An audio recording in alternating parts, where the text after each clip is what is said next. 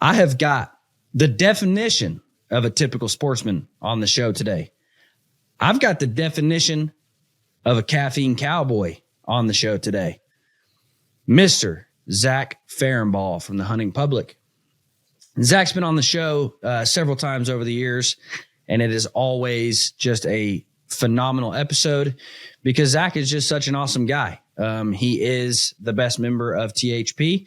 There's no arguing that. There's no debating that. I have never brought up the Hunting Public and somebody say, oh man, Aaron, he's so cool.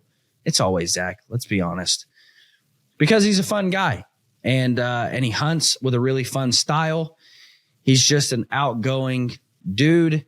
And that's what we're here to talk about. We're here to talk about how his style of hunting has changed over the years. We talk about, how he looks at attacking a piece of public ground. What's his strategy going into a hunt? What's his strategy setting up a spot? If you watch Zach, he's not big on tree stands and hanging and setting all day. He's usually moving and being a mobile hunter, which can present difficulties, especially on public ground. And so he talks about how to dissect a piece of public, how to look at it, how to access it, how to hunt it. So I promise you that you will learn something from this episode. If you're getting ready for whitetail season and wanting to know how to kill more deer, especially on public ground, you're going to learn something from this episode. We also go into quite a long rant about the dangers of social media. And it's past the point where we're talking about buck shaming and shaming people for what gear they shoot. The most sadistic parts of people come out on social media and with little to no repercussions. And so we talk about all of that and how the Hunting Public has adapted to that and how they have went with the punches from that over the years. And then we also talk about Zach's upcoming hunts, what he's got planned for the rest of this year and the success that he's already found for this year. It is a really, really good episode. This episode is brought to you by my friends over at ScentLock. We are getting ready for whitetail season, and that means basically for the next 3 months or so, I'm going to be living in ScentLock. And here is the best part about ScentLock. Activated carbon for maximum odor absorption.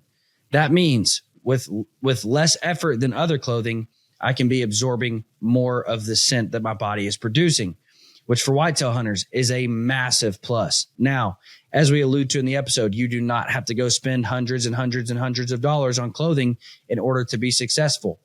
I don't know if you've been watching the trends in teenagers lately, but for some reason, old school camo is back in style. All of a sudden, my dad is now the coolest kid on the block again because he's never thrown away any of his old camo. But we talk about how that old camo still works and how it still works perfectly. However, if you're looking to invest in some new camo, if you're looking to take that to the next level, as far as whitetail goes, you really cannot beat ScentLock.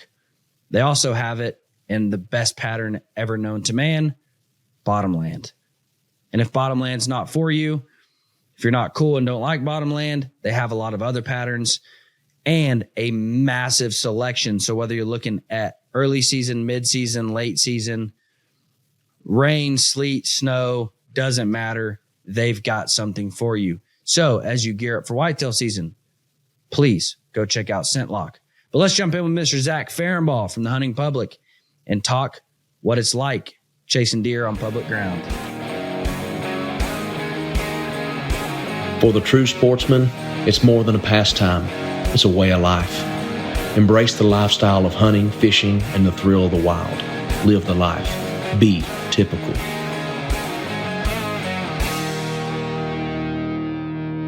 Guys, if you like to build arrows or work on your bows at home, you have to know about a little website called papertuner.com. I have a little studio here, a little space here where I work on all my bows. And big paper tuners just used to take up all the space. You couldn't hang them anywhere nice and neat. They took up a lot of floor space. And then I come across papertuner.com. What you get from papertuner.com is an all-in-one solution to paper tune your bows. They come with all the magnetic strings, all the clips you need. You can hang it up in a matter of seconds, take it down in a matter of seconds, hang it on the wall.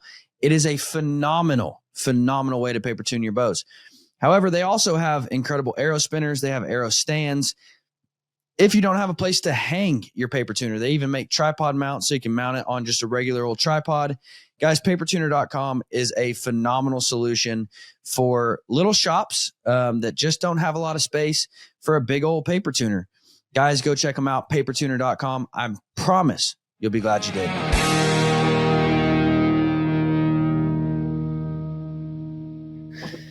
Zach Ferenbaugh, what's up, man? Oh, just having some coffee and, getting fired up to talk hunting, Absolutely, dude. I'm hanging in there. I was actually just out shooting the bow and doing the same. My morning starts with coffee on the back porch while you're shooting the bow. That's how you start the day, man. That's a great way to start the day. So you just got back from a hunt. Like, you've already been out there grinding.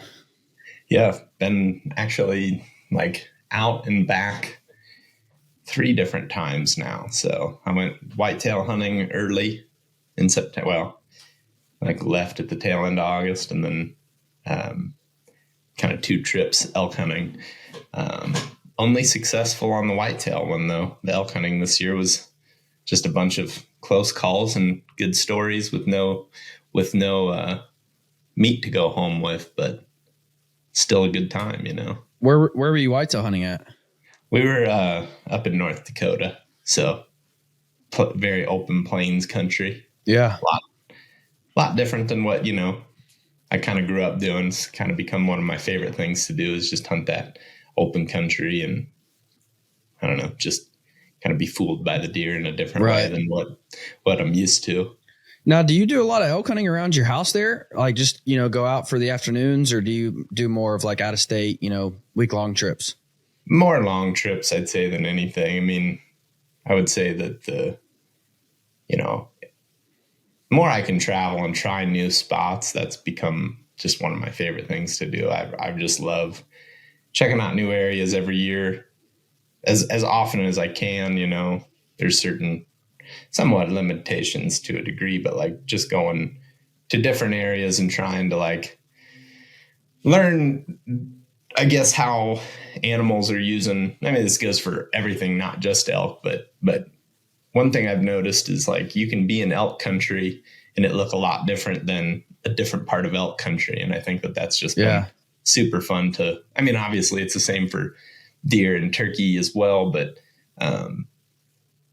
I feel like for elk, it can look a lot different depending on, which elevations, state, however far north, south, whatever you're going. So it's just pretty fun to explore different stuff. And I can't wait to do more of it because there's, a bunch of states even, let alone, units within those states and stuff that I'd like to try, that it's definitely different based off of looking at the maps and, pictures of the area. So it'd be cool to continue to expand in that way because elk hunting is still so new to me and, my friends. So. Yeah. Now, I will say this, though, as far as just finding success goes, there's something to be said about finding one area and, going back there every year and hunting that same spot. And, actually, I was asking Remy Warren, what's your best elk tips? And, that's kind of what he was alluding to, was man, so many people pass all these units because there's not giant bulls or there's not as many bulls and they want to get to somewhere where, they're going to kill a mega world-class bull. But they're passing all this area that they could be hunting a lot more, readily and a lot more often and learn that area really well. Mm-hmm. And he's like, I don't pass those areas up. I don't drive past a whole bunch of elk to get to other elk. If these elk are here and I can just, jump in and out and go hunt them as often as I can, I want to learn that area.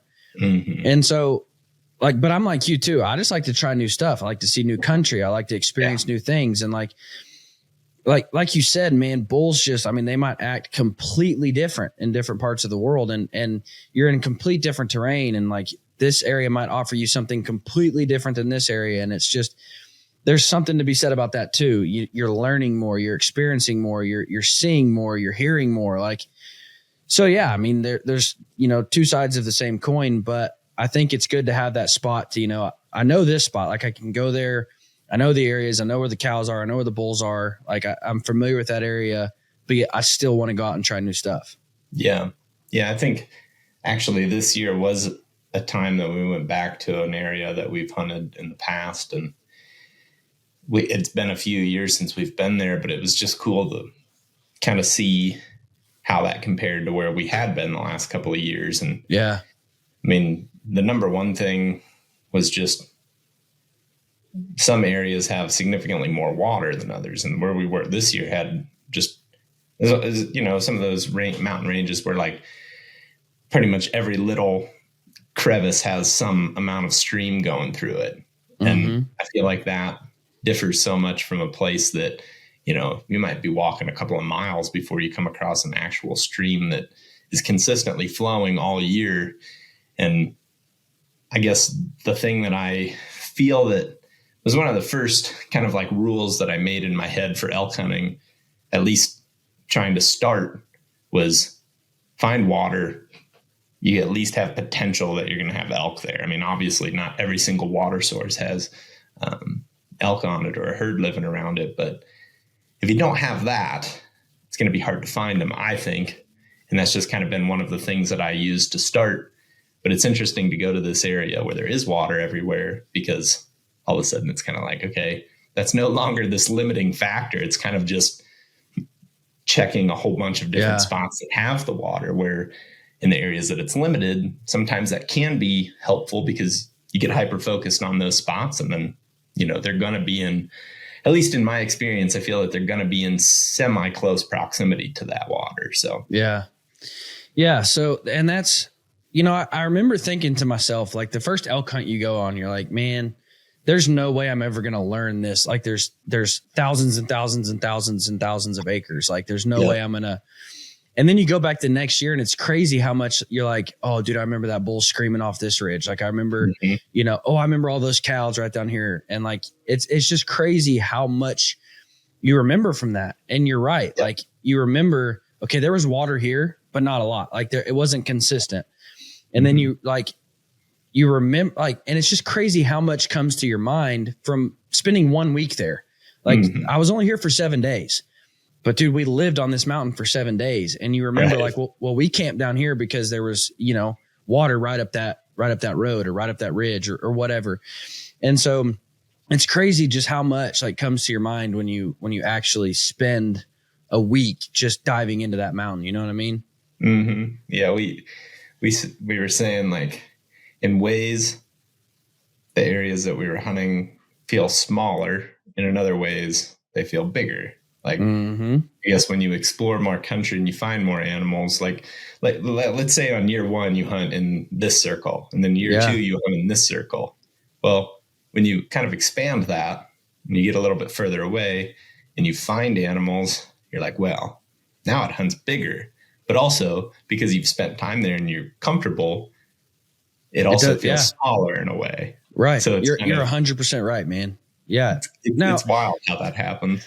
I was going to ask you this. Do you ever feel like you wish, and you might do more hunting on private ground than I think you do, but do you ever wish like that you had a piece of private ground where it's like, man, these are my deer, not as in the ownership of them. I'm not, right. Nobody starts sending me hate mail. I don't own the deer, but I've learned these deer. I've watched these deer from spots to horns. Like I've watched this deer grow up for 6 years. Like, do you ever wish you had more of those private land experiences where it's like, man, I've poured everything into this property? I think it's something that I see being more of like a thing of the future for me. And on that same note though, like I have some friend, like I have a bunch of close friends back in Ohio where I grew up. Yeah. And so like, there's still these properties that like my grandparents have a property that I grew up hunting, and I actually haven't hunted there in years now. I guess it's probably been, I mean, aside from maybe just like a random day here and there, like kind of halfway trying, maybe I've hunted there, I'd say less than a handful of times in the last 10 years. But when I was growing up, that's where I hunted mostly. And then like some of my buddies, they have family properties as well. And then now some of them have bought properties. And I guess there's kind of these stories that are going on in their world that I get to hear about. So in a way, I kind of feel like that's scratching that itch a little bit right now. Yeah. I mean, they're not these big properties necessarily, you know, I guess they're all under 80, the ones that I'm thinking about, but they're places where I kind of get a little bit of that story. Yeah.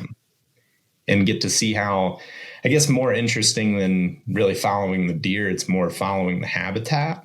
Oh yeah. So like, I'm not sure if you've ever seen my buddies, Ben and Keith and Alex. They're three brothers, Robinson brothers. They live in Ohio still.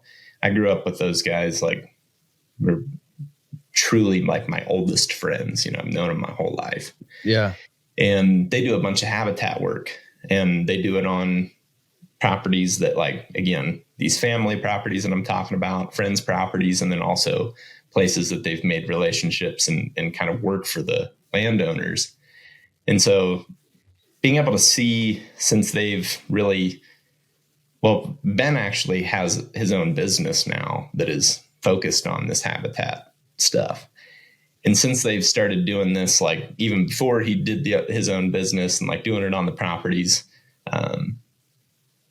that, you know, they've always had access to, it's been pretty amazing to see how the habitat has changed for the better and basically improving forest health, and then just creating that diversity that you kind of dream to find on public land. And then how much, or in how well, I guess, the animals respond to that, like the deer and the turkeys, and just general wildlife is pretty amazing. And I think that that's become something that I look forward to doing more of in the future, is just, you know, kind of micromanaging small properties. And I don't know if that's going to be 2 years or 10 years or 20 years, but it's something that definitely interests me, just because I like that habitat improvement stuff a lot. And there's a bunch of areas and throughout the country really where there's just unhealthy habitat. And, you know, sometimes there's unhealthy habitat with a lot of deer in it too. And it's just like, and it becomes unhealthy because there's so many deer. Like, right. And now, don't get me wrong. Again, it's two sides to one coin. Like, I see the benefit of just bombing into some public ground and trying to chase deer. Like, you're going to learn so much. Oh yeah. You get to experience some really cool stuff. But I also, like, I want to get more into that. Like, you watch guys like take a property, a 40 acre, a back 40, and they're hedge trimming and they're doing all this, you know, food plots and burning and like creating habitat. Mm-hmm. And you're like, man, I really wish I could get into that. Like, and, you know, right now it's just not in the cards. I mean, you got 3 kids and, you know, you're 30 years old. You can't go out and buy a bunch of ground and start doing that. Right. But like, yeah, you watch guys, you know, like, Identical Draw, you know, they're big into looking at a property and making that better for the deer. Yep. You know, or, Meat Eater did that back 40 series one time. And, you know, they looked at everything. It wasn't just whitetail. It was, how do we improve this for grouse? How do we improve this for squirrels? How do we improve this for monarch butterflies? How do we, like, let's make this the best piece of ground that we can possibly make it. Yeah. And like, that stuff is really cool to me because, again, you're not only watching the deer grow up. Now I get to do that on the leases I have, because I've been blessed to have them for so many years. Mm-hmm. And I've got to watch them, but I can't go in there and I can't go in there and burn. I can't go in there. The farmers would kill me. Like, so, but there's a whole other piece of that, of like you said, of managing that habitat to create the best possible deer sanctuary that I can. Mm-hmm. And like, yeah, I've really wanted to get into that. And so again, two sides of one coin. Like, I didn't know if that was something that even, you know, some guys that doesn't interest them at all. They want to go out and just dissect a piece of public ground and try to find deer. And that's great. Well, and I guess to that point, as of right now, even if I were to, like, let's say I bought a property tomorrow and I started doing this, let's say I bought a 40 and I started managing it in the way that we're talking about, you know, for all wildlife, I still don't necessarily know that I would even really want to hunt it myself. Yeah. I feel like it's something that would be really fun to be like, you know, yo, Robinson brothers, why don't you guys hunt there? Like, let's say I were to buy a property in Ohio. You guys hunt there. You guys can basically have the free reign to run wherever you want on it, hunt however you want. I'll kind of watch the results, and then we can, we can work together to kind of make a plan to make it better in the off season. Meanwhile, just still hunting the public areas because, I guess kind of going back to the question, we were more or less talking about elk, but like I get super attached to certain areas, especially when they're beating me to a pulp as far as like, I think I've got it figured out. And then all of a sudden I go for a 5-day hunt and don't see anything. It's kind of funny. I think about this. I've been thinking about this in the last couple of years a lot more.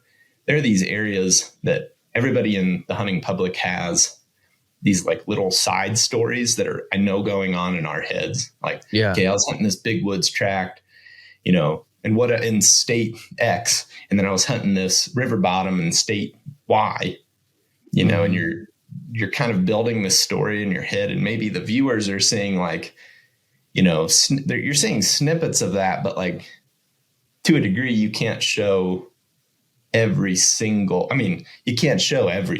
unsuccessful hunt, but those unsuccessful hunts kind of drive all of us and then also make us even more obsessed with an area because we can't figure it out. It's like a fun challenge. So, or it just has your name. Like you just like, man, and I've talked about this before, but there was one unit in Idaho that constantly, and we're talking bears here, but year one, I missed one clean with a rifle at 200 yards, like just missed this bear totally and completely. And I was like, dude, next year it's going down. Like next year this is going to happen. And ended up shooting a bear with my recurve, never found it. And we were actually just talking about Tom Clum's cutthroat broadheads. That was when I changed from cutthroats. I shot cutthroats for years. But on a bear, you got to have a big hole. And I shot that cutthroat and just, it created that perfect slit and there was no blood anywhere. So I lost the bear. And so I was just, again, like I leave and I'm just furious. I'm like, dude, are you stinking kidding me? And I like all intents, I think I shot the bear great. Like if I was to walk up there and put a dot, that's where I would shoot it. And so I was just so mad. And then the next year I was actually on an elk hunt for this one, but I shoot a bear standing up like on its hind legs, which has always been a dream of mine. I've always thought that was so cool. You see the old Fred Bear iconic video of him shooting the bear standing up. And I'm like, I've always wanted to do that. Well, this played out to where I have a bear standing up at 30 yards, shoot him in the chest, blood absolutely stinking everywhere. Like the bear had to have died. There's absolutely no way it lived. It literally had to have just bled out, but it made it into an area where we literally, like you couldn't move into this thicket, like much less find a bear in it. And so again, I'm like, dude, you got it. This is 3 years in a stinking row where like something has happened. But you're right, man. Like those areas just like they get under your skin. And now it becomes like, dude, I have to win here. Like I have to get a bear on the ground. And so, again, I've talked about this before, but this past spring, I actually got my wife a tag too. And she's a yuppie. She doesn't want to hunt, but, I'll tell you how I got her. She's always wanted a Frenchie bulldog. And I said, I'll tell you what, you come shoot a bear, I'll buy you a Frenchie. And so I said, but you got to have a good attitude about it the whole time. You got to be smiling. You can't be grumpy. Can't be a grunt butt out there. And so she shoots a beautiful bear, big old bear. And I shot a bear in that same unit. So it went from being this unit that had like just kicked my butt to now me and my wife both tagged out on bears in the same week. And but yeah, you're absolutely right, man. Those places that seem to win like all the time are places you seem to keep going back to. And people are like, dude, why don't you try somewhere new? And you're like, because now I have to do this. Like they've got me, Yeah. It's funny. Sometimes my buddies will be like, oh, here we go. We're going where Zach wants to go, which is just like the most miserable place in the world. We never see any deer here. We never, there's no deer even here, Zach. That's why you can't kill one. Right. And it's pretty funny though, because I think in ways too, we kind of, there's times where as a group, we just become obsessed with an area unnecessarily just because of that reason you're talking about. It's just beating you up and you're feeling frustrated. But I think that's healthy for, somebody just anyone that wants to, I guess, get better. get better and just challenge your mind as a hunter, and challenge your mind and your body, because, there's always some factor. Like for example, we were talking about hunting the plains earlier.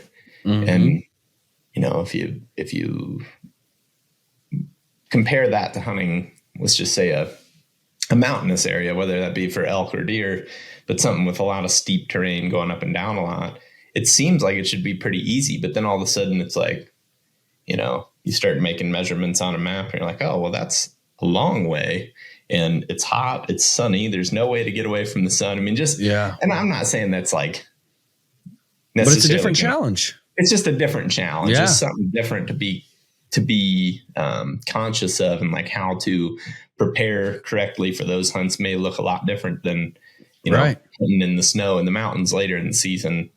You're not dealing with the 90 degree heat where you can't get out of the sun, and like you would be in the plains. So it's just, I don't know. I like all that stuff. And I like, I kind of like, I love and hate failure. It's like, I love to be successful. So I hate to fail, but at the same time, I love to fail, because if it drives you. Yeah, it's like if you never fail, then you just feel, well, then you get this, then you start thinking you're too, oh, I know what I'm doing. I don't think anyone should ever really feel that way for too long. I mean, you're probably going to have some ups and downs. You're on a streak and you're like, oh man, we're killing it. And then you're going to have to get knocked down a little bit. Yeah. I think that's good for you. 100%, man. And that's actually, we were talking about you wanting to start your recurve journey. Yeah. And that was it for me, man. Like the first 4 animals I shot at, I died. And I'm like, dude, recurves are easy. Like, why does everybody complain about this? Like, and honestly, just the way they played out and just the things that happened, like looking back, like, they were layups, that's how it was. Situation. And then that bear was the first one where I missed, or I didn't find it. And I'm like, what? Like, that sucks. Like, man. And of course you're blaming the equipment. Like, I'm blaming the cutthroats. I'm calling Tom. I'm like, dude, your broadhead sucks. Like, this is garbage. And, you're blaming the equipment. And then that same year I shot over a giant buck, like right over his back. And I'm like, dude, this is stupid. And so I go back to the compound, like, just, okay, well, I want to kill stuff. So I go back to the compound, but it was the failure that, like you said, that had to keep you in check, but also had to drive you. Like, and people are going to respond to failure one of 2 ways. Either, man, I've missed 2 animals now, time to go get the compound, or time to go get the rifle and just punch them. Or it's going to drive them to the point of like, you know what? I am going to make this happen. I am going to work until this happens. And you're right, man. Like, and my dad taught me that lesson at a really young age. Like, I remember I was probably in high school, and honestly, it was probably only like the 3rd or 4th sit of the year. Like, I wasn't, it wasn't late December, but I'd already gotten to the point where I was like frustrated. I'm like, man, Dad, all my friends are killing bucks. Like, I've seen 2 does. Like, I haven't even seen bucks, much less, got a shot at them. Mm-hmm. And he set me down and he's like, man, I want you to think about how bad hunting would be if you killed a deer every time you went out. And I'm like, dude, that'd be freaking sweet. Like, what do you mean? And he's like, man, yeah, it would be sweet for the first 3 days, but then you can't hunt the rest of the year. Like, then you're done. And I'm like, yeah, that would be kind of bad. And he's like, and where would the challenge be in that? Like, where would the hard work be in that? And, we grew up in an athletic family. We all played sports. And so we knew the drive that it took to, succeed. And he's like, there would be no drive to work. There'd be no drive to, scout and hang stands and check cameras and shoot your bow every day. And there would be no drive because you would just go out and shoot one. And I'm like, I guess you're right. And so I just try to remind myself of that. Like, man, the less I don't kill one, or the more I don't kill one, the more I get to hunt. Like, the more I get to be out there. Exactly. And so you can choose to look at it one of 2 ways, man. Yeah, absolutely. And I feel like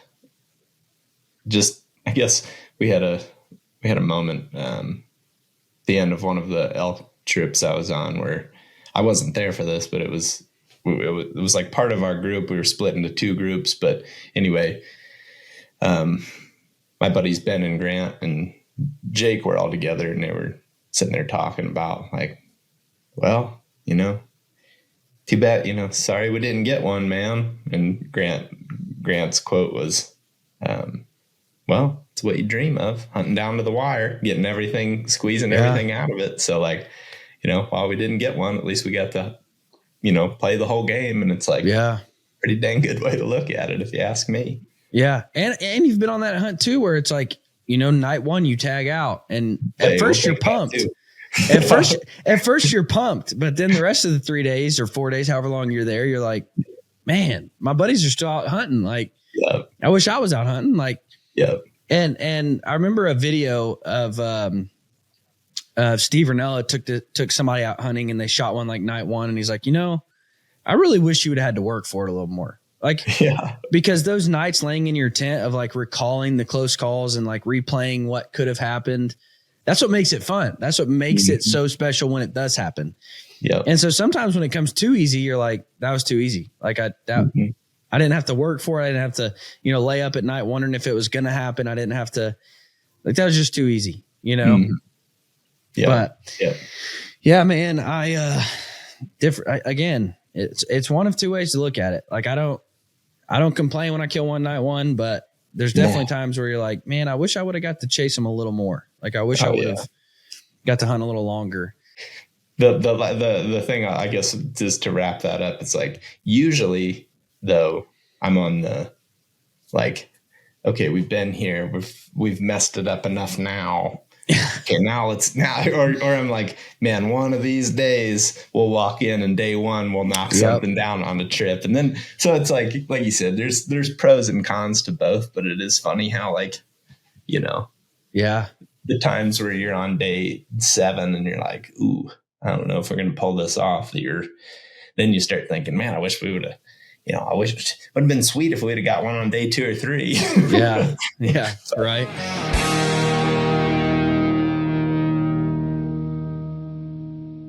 Let me share a little bit about why I am so passionate about Mountain Ops. Yeah, they make incredible supplements to help me in my everyday life, on the mountain, in the gym.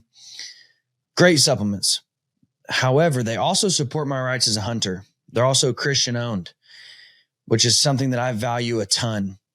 And then third, through Operation Conquer Hunger, for every order that's placed on mountainops.com, they're providing a healthy meal to a family in need. Guys, if you use supplements at all, I would highly encourage you to look at not only the supplements that a company is pushing out, but also what that company represents. So guys, go check out mountainops.com, because it's a company that I can not only support because they make great products, but because they support the same things that I support. They support me as a hunter as well. So guys, go to mountainops.com, use code TYPICAL. That's going to save you a lot on your order, and you're still going to provide a meal for somebody who's in need of a healthy meal. Mountainops.com, discount code TYPICAL. Go check them out today. My favorite product by far is Ignite. I use it every single day. Before I podcast, before I sit down to work, before I go to the gym, I use it all the time. I use it on the mountain religiously.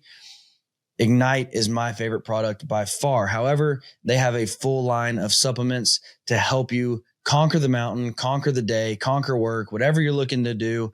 They've got something for you. Mountainops.com, discount code TYPICAL.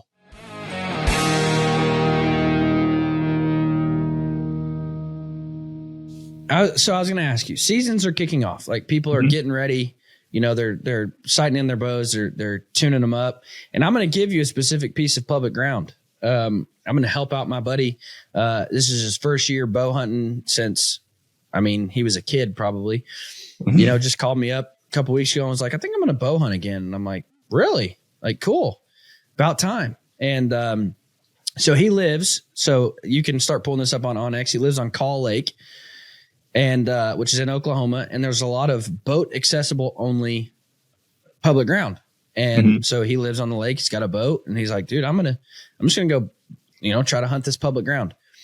So I want to look at this particular property and give him some tips and tricks for this property, but also just for everybody listening. Like, if you're going into a brand new area, you found a brand new piece of public ground, you've never been on it. Mm-hmm. How do you begin to dissect that public ground and figure out where am I going to hunt? How am I going to get in? Where am I going to park? Where am I going to go? All of the above. Like, what are your steps to dissecting this piece of public ground? I would say that number one thing is just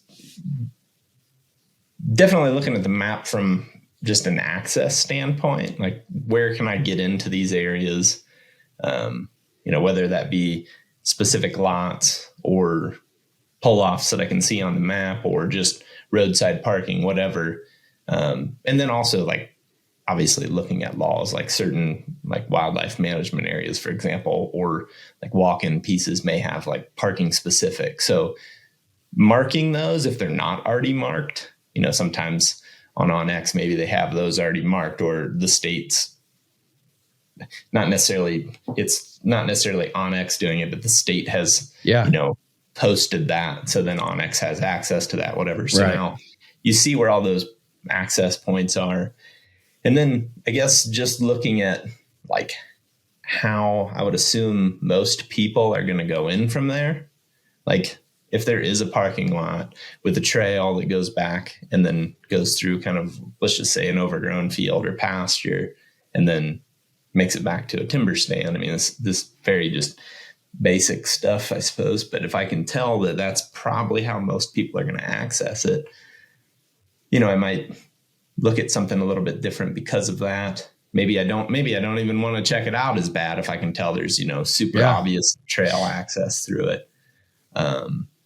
So you almost look at it like, if something is blaringly so obvious, like, oh, this is how you go in, like, well, that means it's blaringly obvious to everyone. Like, so it's not. And the deer, I think the deer a lot of times will set themselves up to where they can either see, smell, or hear that trail or whatever it may be. And, that can make an impact on the spot. And then, if there are ways that, maybe I could come in thinking outside of the box. And I think that term gets tossed around so loosely, or creative access. It's like, well, you just got to be creative. And it's like, I hear that a lot. And I think to myself, if I didn't have a bunch of prior experiences with what I would consider creative access, and I was trying to figure out what that really meant, I would have no idea what creative access means. Like, I think automatically people think like, well, a boat or a canoe. It's like, that's creative access. It's like, well, that's one piece of creative access. Like, sometimes creative access might be parking, at the one parking spot, walking down the road, and then going in at the different parking spot, but not actually parking there because the deer maybe can hear you pull in the gravel there. Maybe it's riding a bike in, maybe it's zip lining. Yeah, exactly. My brother parachuting in. Elk hunting. He said, "Man, if we could zip line from here to there, we'd be there a lot faster."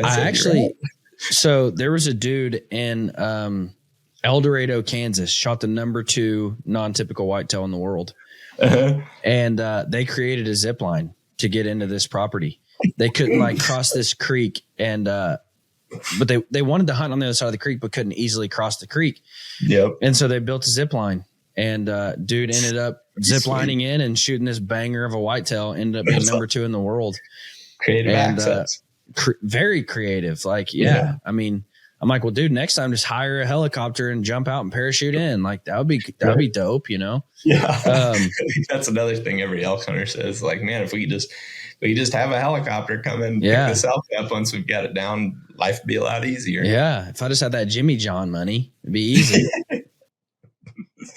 But so I guess that's the very beginning of that process. I would say for me, it's just like looking at access as much as anything, and then kind of making a plan for where I want to check out once I actually get there, because, trying different spots often, or even trying areas that I've been to before, you start to kind of put together trends. Even like, for example, if you're going to an area that you've been to often, maybe you didn't anticipate people coming in a certain way, but then you start seeing that time and time again. You're like, okay, maybe I thought the canoe access was going to be great, but actually tons of people are doing that. So now I'm going to start thinking, I'm going to go back to the drawing board here. But yeah, that's kind of the first step, I would say.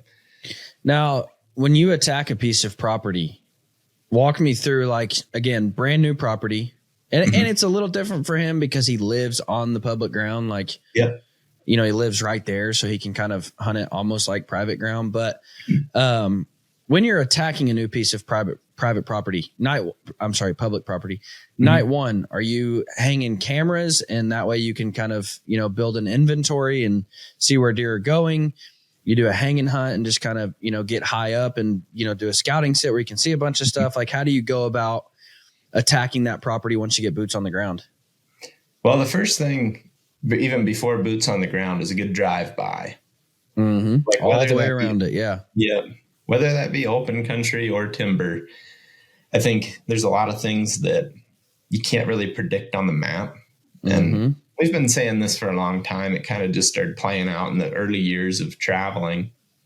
It's like, you're almost better off to not plan to hunt that whole first day. Or if, like, let's say you're going to get there for the opening day of the season, or I guess however it may look, but like trying to give yourself a little bit of time to start checking things out before the season starts, or maybe even giving yourself an extra day before, like, okay, let's say I want to hunt for 5 days or 7 days or whatever it may be, 2 days.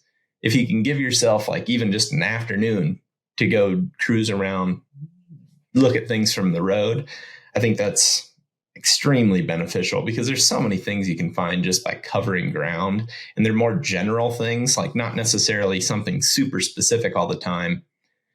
Obviously, ideally, it would be sweet to just be cruising along and be like, oh, right there in that meadow or that field, there's a shooter and he's on public. Perfect. That would be ideal. That doesn't always happen, and that can't necessarily be my expectation going to a new area. Just going into that with an open mind, I might find that maybe a road is closed that I thought was open. Maybe there's a tree across a gravel road that, maybe it's a road that's just not very well traveled, and, there's a big old, oak tree falling across it. Maybe I can tell from the road that there are certain types of acorns that are dropping in the area.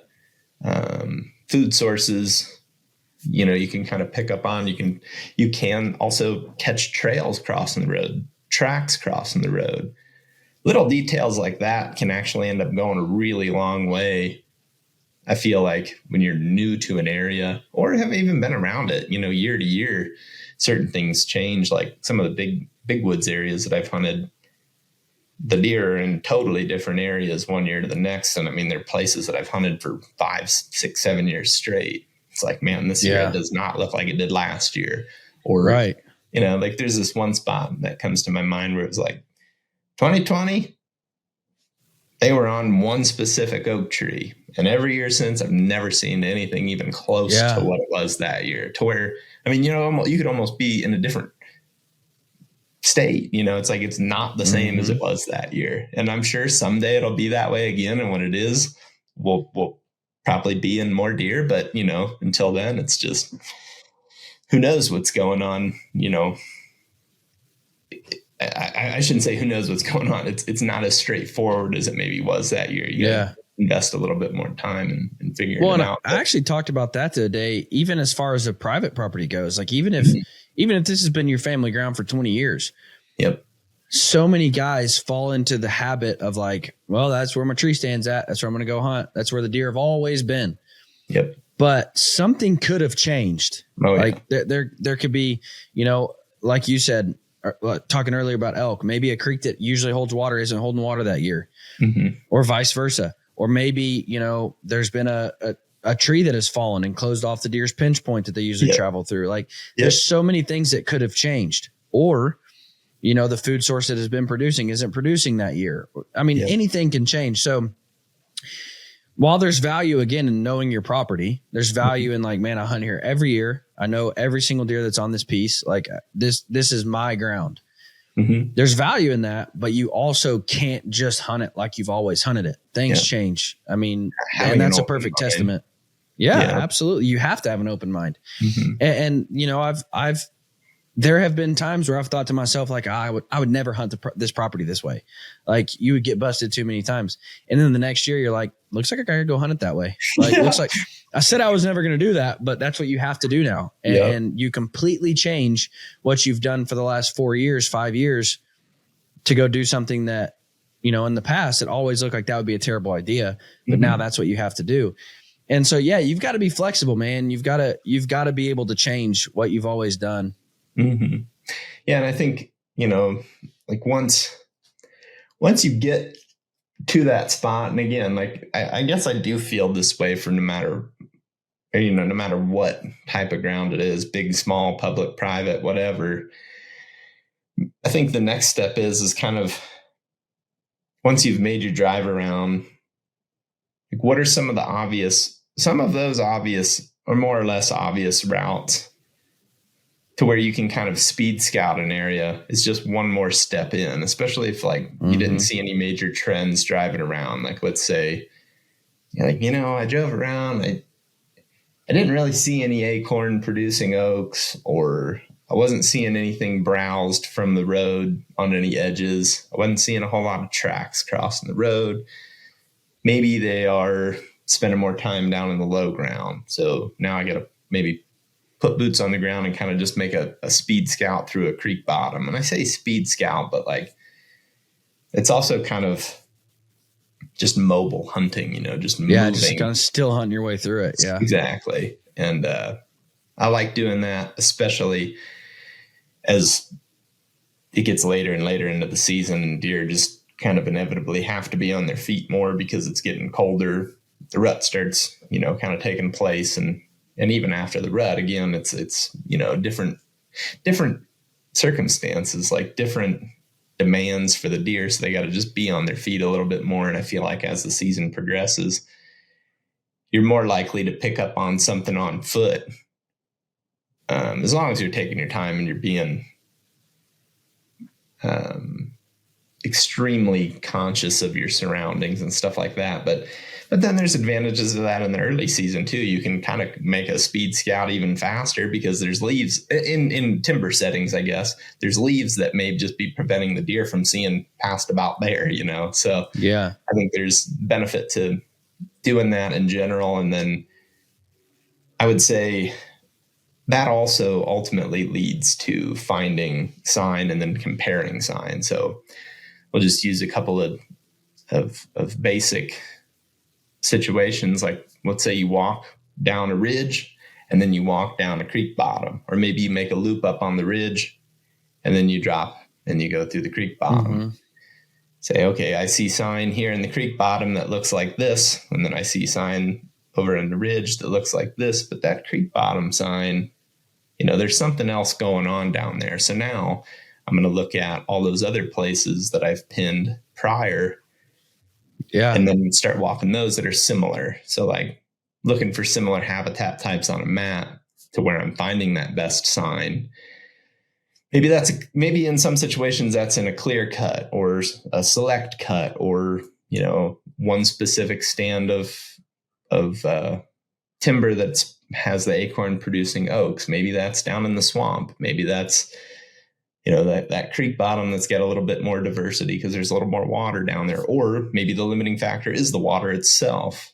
Maybe it's hot, you know, on that trip, and all the deer are kind of hanging around the water where it's a little bit cooler. I think that speed scouting stuff, or I guess not speed scouting. I don't want to say it that way. Let's use the term in-season scouting. I think that's crucial. Especially too, because I don't actually use trail cameras ever. Like, I don't own any trail camera. I have one trail camera. I don't even know that it works. It's been sitting in the basement at my old house, and now it's in the garage at this new house. Like, I don't use them. The reason I don't use them is well, there's a lot of reasons, I guess, but I really enjoy the surprise, and I enjoy using kind of like more old school woodsmanship skills to kind of know what we're dealing with. You know, you find a big old track or you find a shredded rub or scrape, pretty good indicator that we're dealing with something that I'm going to want to chase. So I really enjoy that.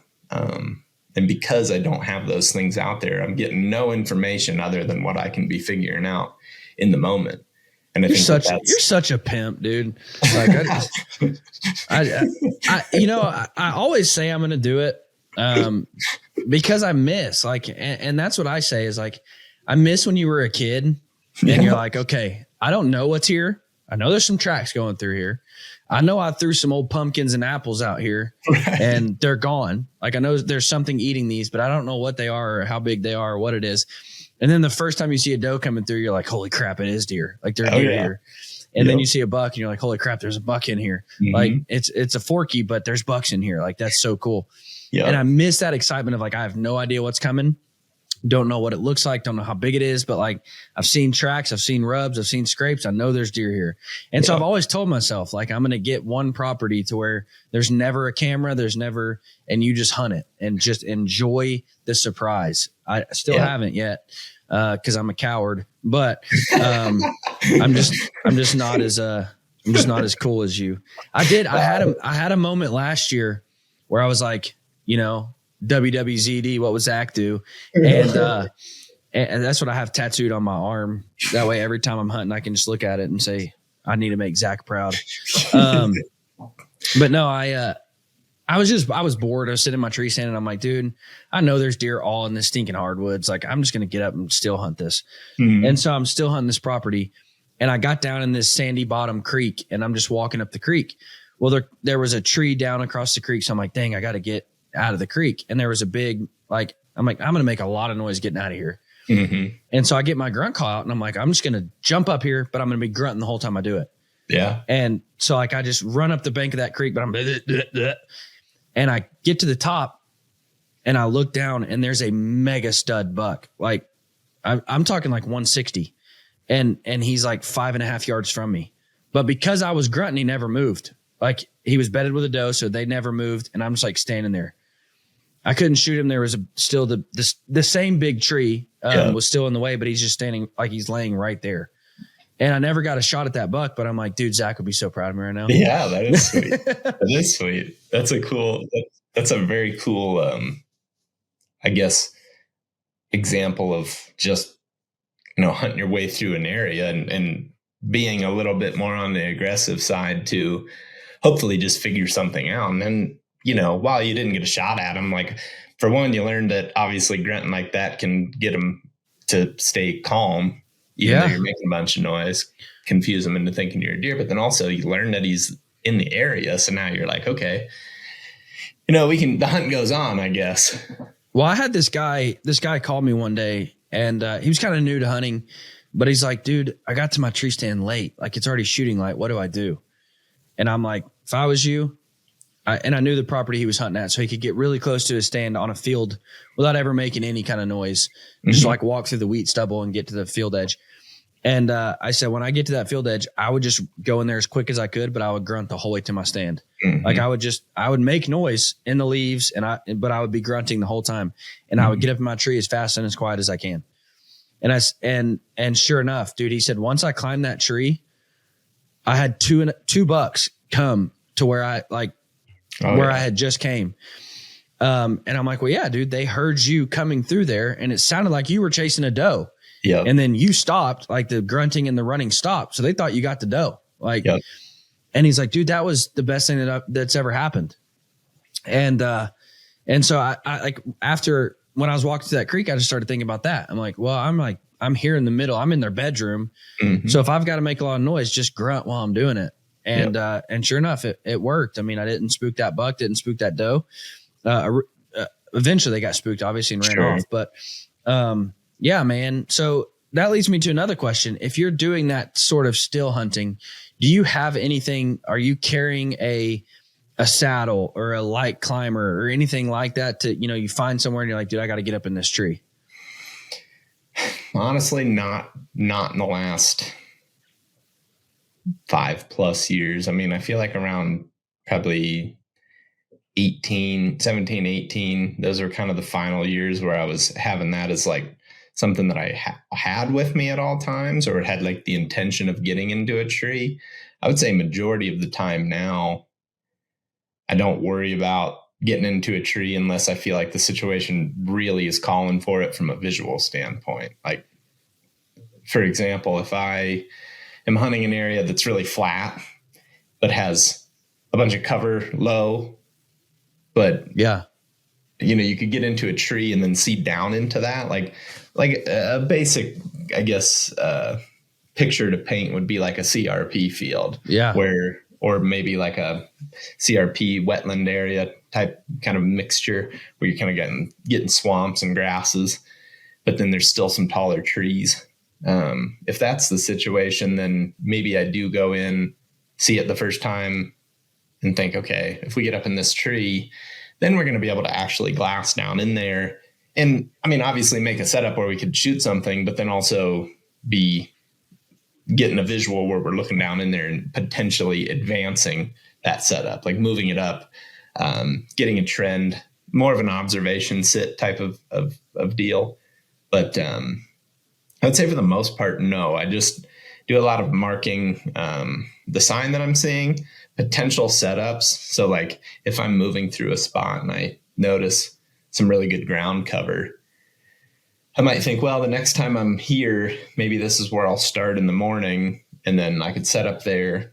If I see something in the first 2-3 hours, maybe I stick it out. Or if I want to keep moving, I got this other potential setup I could move to.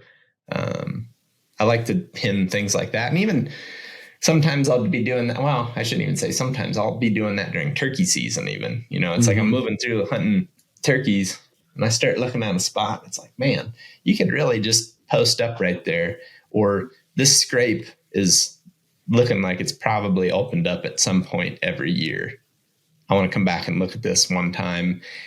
Maybe that's even in December or whatever. But, marking those things anytime I'm out in the woods, just as potential things to come back to.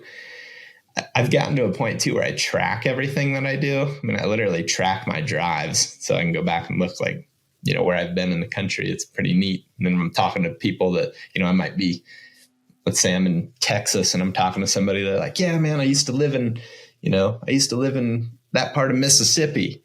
Like, well, I've been right there. I can go back and reference that. I kind of think, dude, I shot a buck right by your house. Yeah, I mean, and then he's like, that was my target buck, and now you're fighting the guy.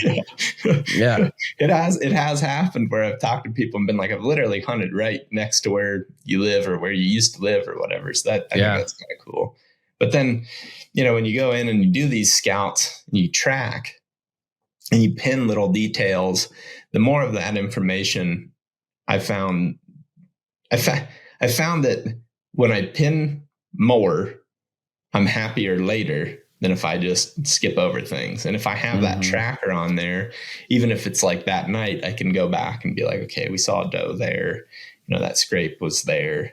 I can, when it's fresh, I can remember it well, especially with that tracker. But, you start looking, my dad always told me this was going to happen to me, but someday you're going to start forgetting stuff. And then there is a point now where I look at stuff that we were doing back in the very early days of THP. And it's like, man, I thought that looked like this on the map, but it actually doesn't really look like that. Yeah. I've just forgot. And I think that, even things like being on a turkey hunt 3 years ago and then revisiting that area to deer hunt, when I've done that, I'm always like, man, why didn't I pin that stuff? Like, I would love to know where that scrape was. Like, I can see that in my memory of standing there.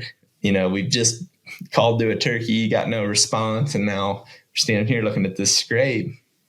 I'm like, man, they really used that. 3 years later, I'm in there deer hunting thinking, why didn't I pin that? Because now I don't remember where it was. Right. So, the more I pin, the better off I feel down the road. And I think that's short term and long term, I guess. And what are you looking for? Like, you just brought up a good point. Like, if I find somewhere where it's like good ground cover and I can get in there.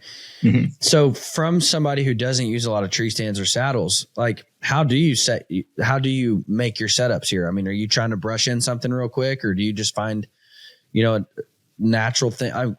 What's your picture perfect setup?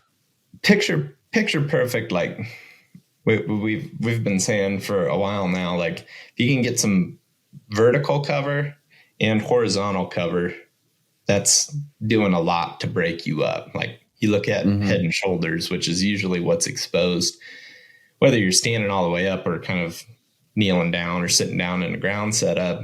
You've got this vertical, and then that meets that horizontal. And then just generally, you know, we're a vertical looking species compared to a deer or whatever else that you may be hunting. They're all horizontal. So I feel like, or I guess their back line or their line is horizontal. I think that if you have both of those things, and then you can pair that with like, or mix the two being front cover and back cover, that's ideal. And then also if you can have cover from essentially 360 degrees, if you're going to have a weak spot, it might as well be downwind if you can make it that, because that's the only place that you're guaranteed not to get, you know, a surprise deer coming in. And then also having like the ability to shoot all those places is something that I've had to learn the hard way. You know, you might think that, oh, I've got all kinds of shooting lanes right here where the deer is going to be. And maybe 9 times out of 10, the deer are going to be in those shooting lanes. But then you get that one little weak spot right there. And that's where, oop, there he is, 5 yards. And now I got no lane there. So like trying to kind of visualize your lanes is important. And then something that I've been thinking about a lot lately, and this is like kind of taking this all to a whole other deeper level, is just lighting. We've always talked about shadows, and, you know, obviously that's kind of been a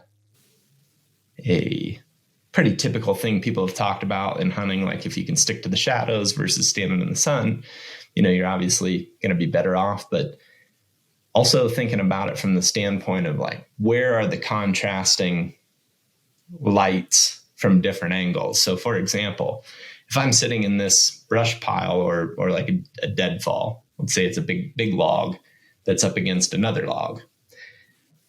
The log that's laying horizontal, that could be my front cover. And then the tree that's still standing behind it, that could be my back cover. That might be great for, you know, certain situations. Let's say just coming right down the trail or going straight across right out in front of you, that might be perfect. But if you have contrasting light at different angles, you all of a sudden might be creating this silhouette that is super easy to pick up on from the right spot. So for example, if our cover is really good from the head on position, but over here we've kind of got, you know, to your left, you've got open area where the sun is shining, you're in the shadows, but something now coming from your right is now looking at this ridiculous silhouette, and you're sitting, you know, me, you know, I'm sitting there moving around, glassing, standing up and moving, but I'm creating this almost like a skyline type effect because I wasn't necessarily conscious of that weak spot. Yeah. So then I guess maybe the best way to put that is just in a nutshell, like thinking about your weak spots and how to make sure that you're not going to just get surprised from there. Like knowing, okay, that's my spot where I'm going to get busted if one's there and I'm not paying enough attention. Yeah. But what? That's I know kind of a windy response, but well, I had this guy one time and we were in a tree stand, but that's how we set it up. I'm like, man, the deer are going to be looking into the sun. We're going to be looking away from the sun. Like we set this up perfectly. Well, this buck comes in and it's looking away from us and he had to do something. So he waits till the deer moves and he, you know, and the deer bolts. And he was like, he was looking away from us. And I'm like, the sun's behind us, moron. You just casted a big shadow right over it. Like he literally just saw this on the ground in front of him. Like you got to think about that. Like, no, that is like, definitely the shadow thing is a huge thing. Like if I'm making a move and I can see my shadow is like on another hillside, or, you know, that's kind of worst case scenario where you're like really casting that puppy, like right time of the day, you could be casting a shadow that's 80 yards away from where you're at. And all of a sudden, you're no longer behind that hillside because, you know, you're obvious shadows moving across the other hillside. So like you might not even see deer that you're spooking. And I just think like those little things are something that we can always be learning more and more and more about, because terrain and cover is going to be different in every situation. And, I think sometimes it's just like, I guess as hunters, we're quick to be like, well, that doesn't work here. And it's like, well, maybe it does look a little bit different, but anything can work anywhere. It's just a matter of learning, where those weak spots are and, where you're likely to make a mistake, again, you might have great cover from a certain angle, but then another angle you might not, or you might be casting that shadow further than what you think at a different part of the day. Like maybe at first light, sun's still behind the hill and, you have no shadow. Then about 10 o'clock in the morning, all of a sudden you're sitting there kind of getting uncomfortable, starting to eat your snacks. And now your shadow is moving all over the place where it wasn't for the first 3 hours. So I think it's just a fun thing to always try to get better at. And like, at the same time though, if you can kind of also know where your strong spots are, you can pull off about anything in some weird situations where if it's coming right down, if the deer or animal you're hunting is coming right through that place where you've got good cover, it might not take more than, a little bit of grass patch that you can kind of tuck yourself behind and be watching. And then, deer's head goes behind a tree, you draw back, steps right back out. You've already got set up. And now something that seemed like it should never work worked great. But you have to kind of be thinking ahead of time where those strong spots are versus the weak spots. And sometimes you do that's where kind of luck to a degree kind of either plays out in your favor or not your favor, It's right. Like, if he comes right down that strong side of your setup and all of a sudden you pull off something, you're like, man, that should have never worked. But it's all ever changing. And also like every spot's a little bit different. I'd say the ideal though, I guess going back to that ideal, you've got all those factors and then you've just got constant shadow in that spot. And there are spots like that, there's spots that just always have, a dark spot underneath of them just because the sun never really reaches there. And I think that those are like the real money, because you can get away with a lot of movement.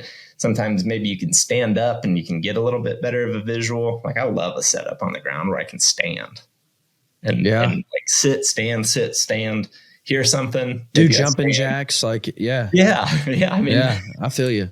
That's it really is ideal, because then you just get away with everything, Then drawing your bow is easy because and I was telling a story. I told a story on a few episodes ago. That bear I shot in Idaho this year, I guess he was 6 at the time. He turned 7 since. My 6-year-old son was with me, and we shot that bear on the ground at 30 yards. And I told that story, and somebody, like one of my friends, was like, how in the world did you get away with having a 6-year-old on the ground and shoot a bear? And I said, well, I found a big old dirt berm that we could sit behind, and this was the only thing that was above that berm. Like, so I was just watching over. He was sitting way back here. Like he was literally like playing around. Like, he could have ran around back here and done whatever he wanted to, because we're looking off down in here and no bears can ever see him. So as long as he's quiet, he can get away with whatever he wanted to. And then when we saw the bear, I said, hey, crawl up to the very top as slow as you can and just peek your head up real slow. And so we could have literally gotten away with anything we wanted to get away with, because we created a situation where it's like, all right, now until I'm ready to shoot the bears, we can get away with anything. And then I just come up on my knees and shoot, like easy as that.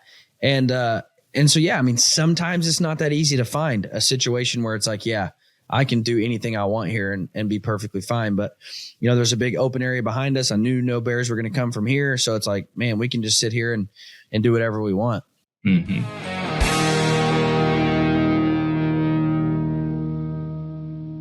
Guys, I am all about prioritizing your feet. If you take care of your feet on the mountains or in the tree stand, you will just undoubtedly last longer. I remember the first time I ever went out west wearing a cheap pair of boots and cotton socks. Hot spots and blisters absolutely just took over that hunt. And here's what I learned. The more comfortable your feet are, the further you'll go, the faster you'll get there, the longer you'll stay on the mountain, and you'll just hunt better because your mind is on the hunt, not on your feet. That's when I come upon Schnee's. Schnee's makes the best mountain boots, in my opinion. I'm going to go ahead and tell you my favorite pair. My favorite pair is the Timberlines. I have ran the mountain in those on several different occasions, several different climates, several different, terrain types. And those boots just seem to always perform. They're light, they're fast, they're comfortable. There's no break in. They're Italian made. They're high quality, phenomenal boots. However, I'm also here in the Midwest, do a lot of Midwest hunting, a lot of tree stand hunting. And I'm a big fan of rubber boots for that. Here's why. Leather holds scent. So I'm a big fan that I don't want any leather on my feet when I'm whitetail hunting, walking in and out of my tree stands. So I've always been a leather boot guy. A couple years ago, Schnee's introduced the Highwoods. They now have it in a 0 gram insulation and a 400 gram insulation. It's a phenomenal rubber boot. Again, I have pushed those boots really hard. I've actually used them on quite a few snowy pheasant hunts, walked a lot of miles in them. They're super, super comfortable, super warm, super tough. Guys, prioritize your feet. Take care of your feet. If you're sitting in a tree stand, make sure your feet are going to be warm. If you're on the mountain, make sure you've got a good pair of merino socks and a good pair of boots so you can stay on the mountain longer, hunt harder, be more successful. Guys, go to schnees.com. That's SCHNEES.com for the best boots money can buy.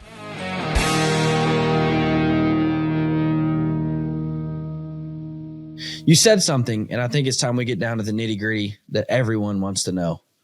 What is Zach Ferenbaugh's go-to tree stand snack or wood snack, deer hunting snack? I mean, truthfully, it's got to be just an apple. I know it sounds so silly, but man. Yeah, that sucks.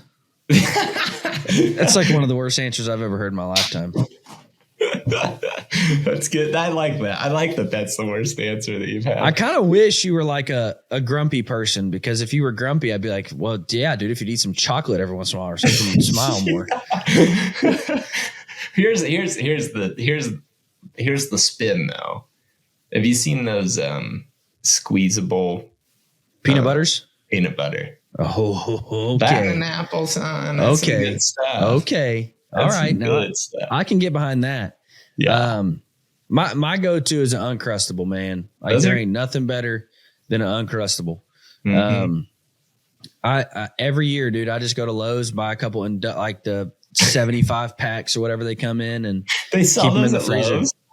Not Lowe's. What's the Sam's? Like where you can buy like the massive boxes. I've missed that part of Lowe's now. Yeah, you don't go to the good part of Lowe's. Where they keep the Uncrustables in bulk. Yeah. No, Sam's Club, and get like the massive box of like 75.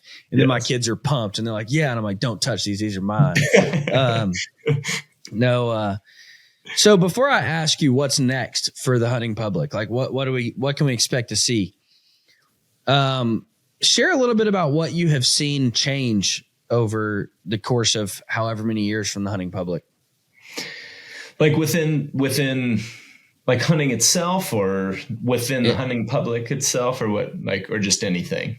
Yeah. I mean, just from like when you guys started to where you're at now. Like, I mean, obviously nobody thinks that they're going to be like, nobody goes into this like, dude, we're going to be the next stinking big thing. Like, but now you guys, I mean, you have your own bow with Bear Archery. I mean, you guys are, and what's funny is like, I've talked about you guys. We had Jason Matzinger on not too long ago, who's one of the best film producers, in the hunting world.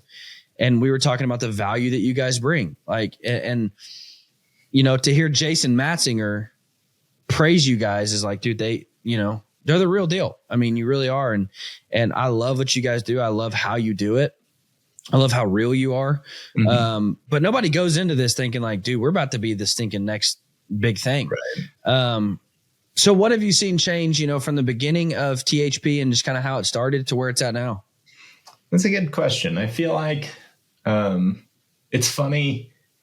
I mean, there's a bunch of different things, I guess, that I've seen change. One is, our hunting styles have just continued to evolve. That's been really fun to watch and think about. On that same note, our editing style has changed a lot. It's funny to look back on those old videos and like there's certain times like I'll look like there's a GoPro clip that literally looks like it's black and white. Like it's just the color is so terrible on it. And that's partially just like the cameras that we were using, like whatever it was at the time, like a GoPro 5 or whatever doesn't do the same thing as, the modern day action camera.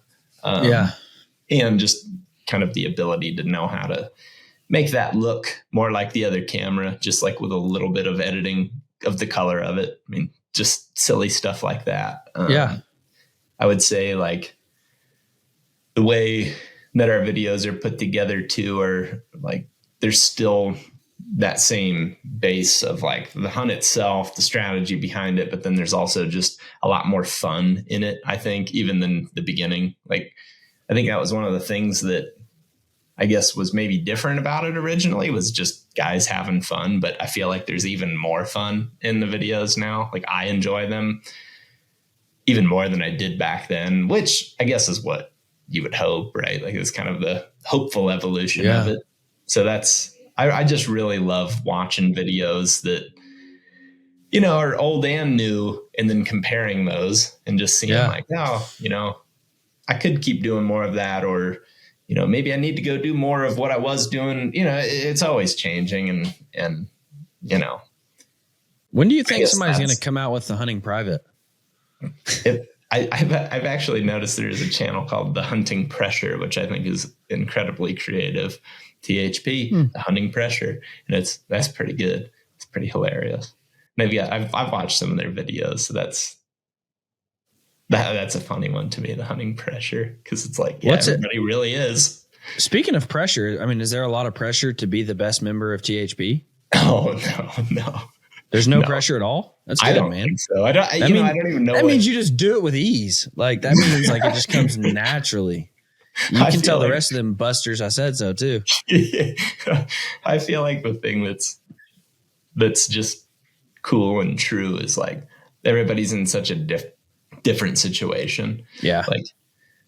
Like Jake and Crystal just had their first kid in I guess June. And then Nick and Rachel are expecting. Warp's got a couple of stepsons. Whitney and I have no kids. Like we're just all on these different, I guess, just slightly like we're all about the same age, give or take, Yeah. But like, but you just bring a different perspective to it all. Yeah. What's that? You just bring a different perspective to it all. Yeah. And I think like that's what kind of makes it hard to really feel like there's any sort of, I mean, it's nothing but just we're just genuinely wanting the best for each other, every hunting situation that, we may pursue. And like, but if you bring up the hunting public, nobody's ever like, oh yeah, dude, Aaron's awesome. Like it's always Zach. I mean, I don't know about that. Well, so one funny thing that I was going to bring up kind of more along the lines of your last question is one thing that I have seen as a change is just, man, and this goes for kind of just generally social media as a whole, not just like our channel or pages or whatever, but it's like the negativity that I see and just the bashing of other people. I feel like it just, I hate to say it, but it's like, I feel like it's getting worse. Oh yeah. Like you would assume. It absolutely is. Yeah, I guess I'd always just here's how I knew when it got worse. Like, and this was just 2 weeks ago when those 2 Colorado hunters died. Yeah, and then you have people commenting saying like, "Well, that's what you get for leaving your bag in the truck." I'm like, "Are you serious, dude?" Yeah. Like, literally 2 young men have just lost their life, and you still find a way to act like you're better than them. Like, or people commenting like, "Oh, I would never leave my backpack and I would never leave my." Seriously, dude. Like, yeah. Why are you focusing on that right now? That's not what this is about right now. You know, like, it's like you're taking somebody's death and you're still using it as a way to like make people think you're better than them. Like, and I remember being so furious. Like, like I wanted to do a whole video on it and like, just, are you serious, guys? Like, somebody just died and you're wanting to use this as like a way to make yourself look cool. Like, brag seriously? on the fact that you haven't made that mistake yet, which still very well could, you know, like, and we don't know why they made the mistake. Like, we don't know what, I don't even want to call it a mistake because I don't know what had happened to get them to that point. And like, really, man, like, that's when, you know, like, you've taken this to where it's not even about, you know, bashing somebody for what equipment they shoot or bashing somebody for shooting a light arrow versus a heavy arrow or mechanical versus a fixed or because their deer wasn't big enough. You're literally taking the death of 2 young men whose families are reading these comments. Right. And you're saying how stupid they are for leaving their stuff at the truck. Like, get over it, man. Get over yourself. Right. Like, I agree completely. And that's when I knew, like, man, this is just, it's stupid. It really is. And it's just like, I guess the interesting thing is you never hear from those people face to face. You know, you never hear from the negative commenters or just negative voices in general. Like, you never really hear them say those things. No, I say really, like, you literally never have people say those things face to face. I've never had somebody come up to me and say the things that I've read online. And I just think that, I mean, take it for whatever, you know, for whatever it is. I guess it's like you can respond to it in any way. You can get mad or you can just try to ignore it. And that's just what I try to do. But that's definitely something that's changed, I feel. And again, it goes back to all like social media and just all pages, channels, whatever. It's just crazy. Like, whether it be talking sports or whatever. That's actually even more ridiculous. Like, you start reading about people talking about sports and what, you know, whatever team should have done differently. It's like, you aren't in the NFL, you know, you're not in the NBA. Like, you have no idea what that takes to actually be there. The people have dedicated their lives to doing that. And like, have a special talent. Like, you're just acting like, you know what you're doing, you know better than them. Like, that's crazy to me, I guess. Like, dude, social media is truly like the most sadistic parts of people come out. Like, like you said, you're never going to say it to somebody to their face, like, but the most sick parts of people come out on social media. And that's why, like, and I'm not going to get into the politics or the Christianity or the faith behind Charlie Kirk's, you know, death.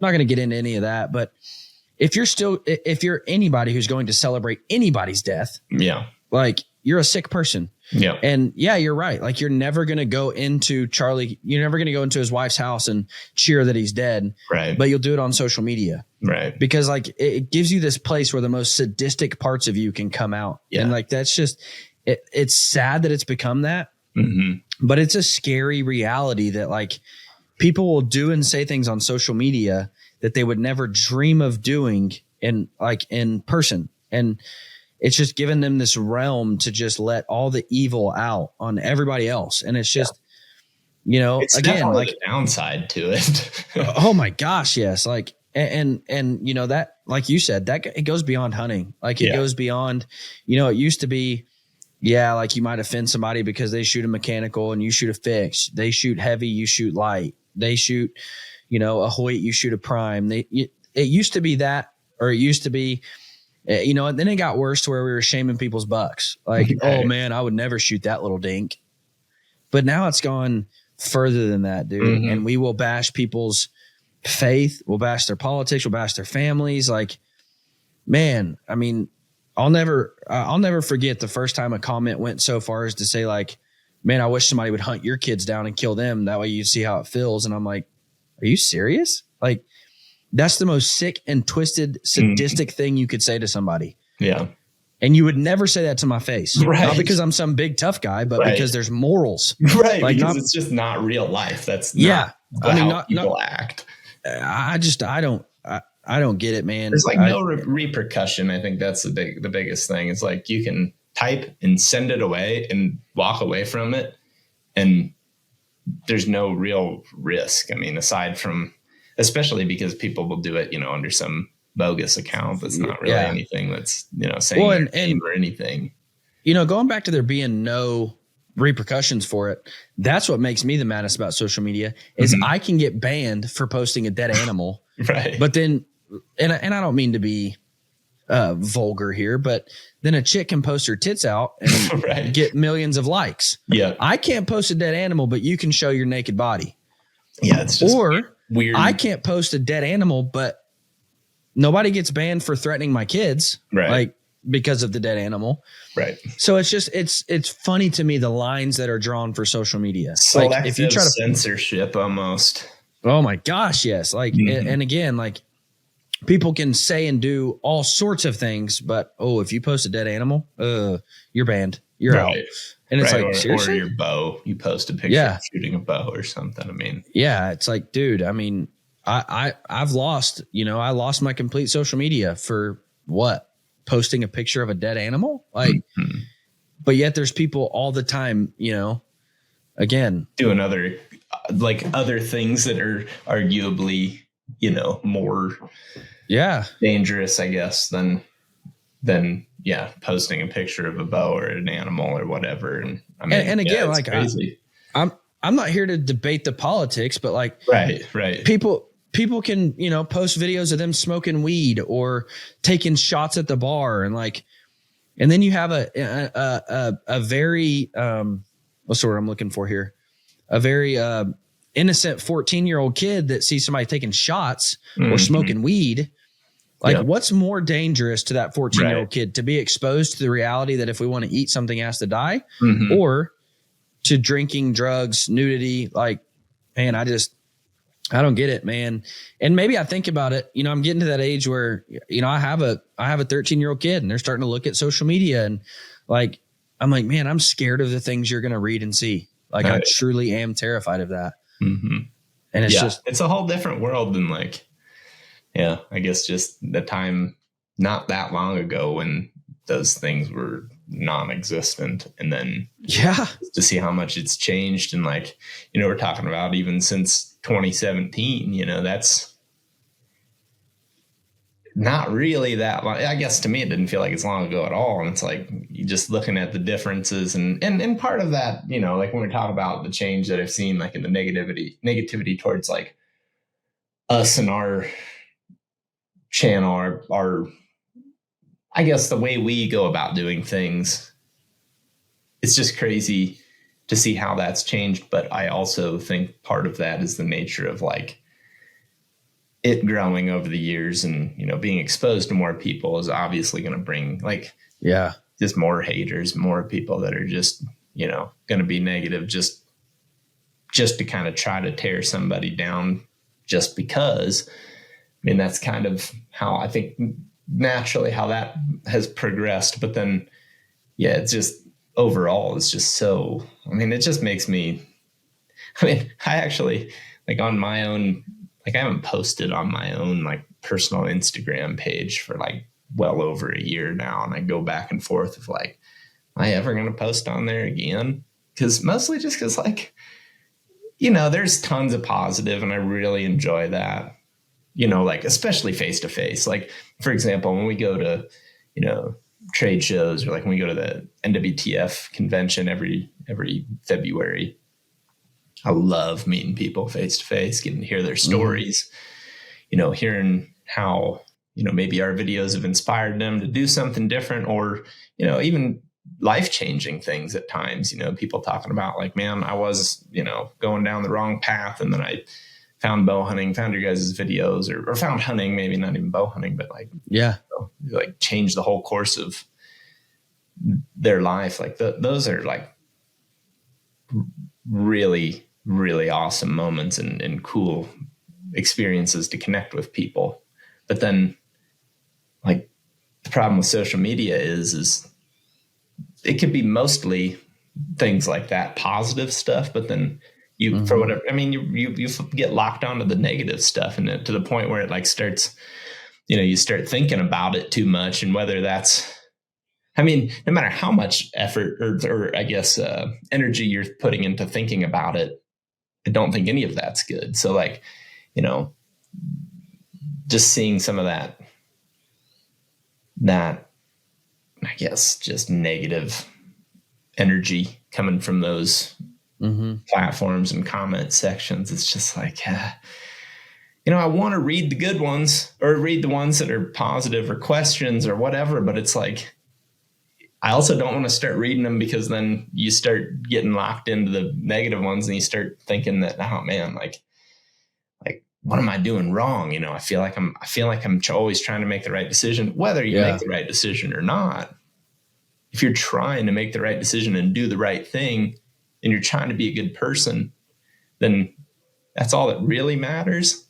Yeah. But then when people start, throwing that negative stuff at you, it is like, it's just not a fun thing to have to deal with, I suppose. And I mean, it's also just something that is best to be ignored, because, you're not going to solve anything by commenting back, like, ooh, what am I even going to say? It's like, I'm not going to change this person's opinion if they already dislike us. And the other crazy thing is they might not even dislike, the people that leave these comments. Half the time, I wonder if they even really dislike what they're commenting about, whether that be us or something else. It's like, are they just doing it just to be a problem, like to create that tension? It's silly. I can't imagine what it's like to be so obsessed with tearing people down. Like I can't even comprehend what it's like to sit there and think about, how to be so obsessed. And like you said, maybe it's not that they're obsessed with tearing down Zach Ferenbaugh, but like, I can't imagine what it's like to sit there and be so consumed with another man's life, like with what is Zach doing, that I can comment bad about. Like, dude, what? Like, man, you must not have any kind of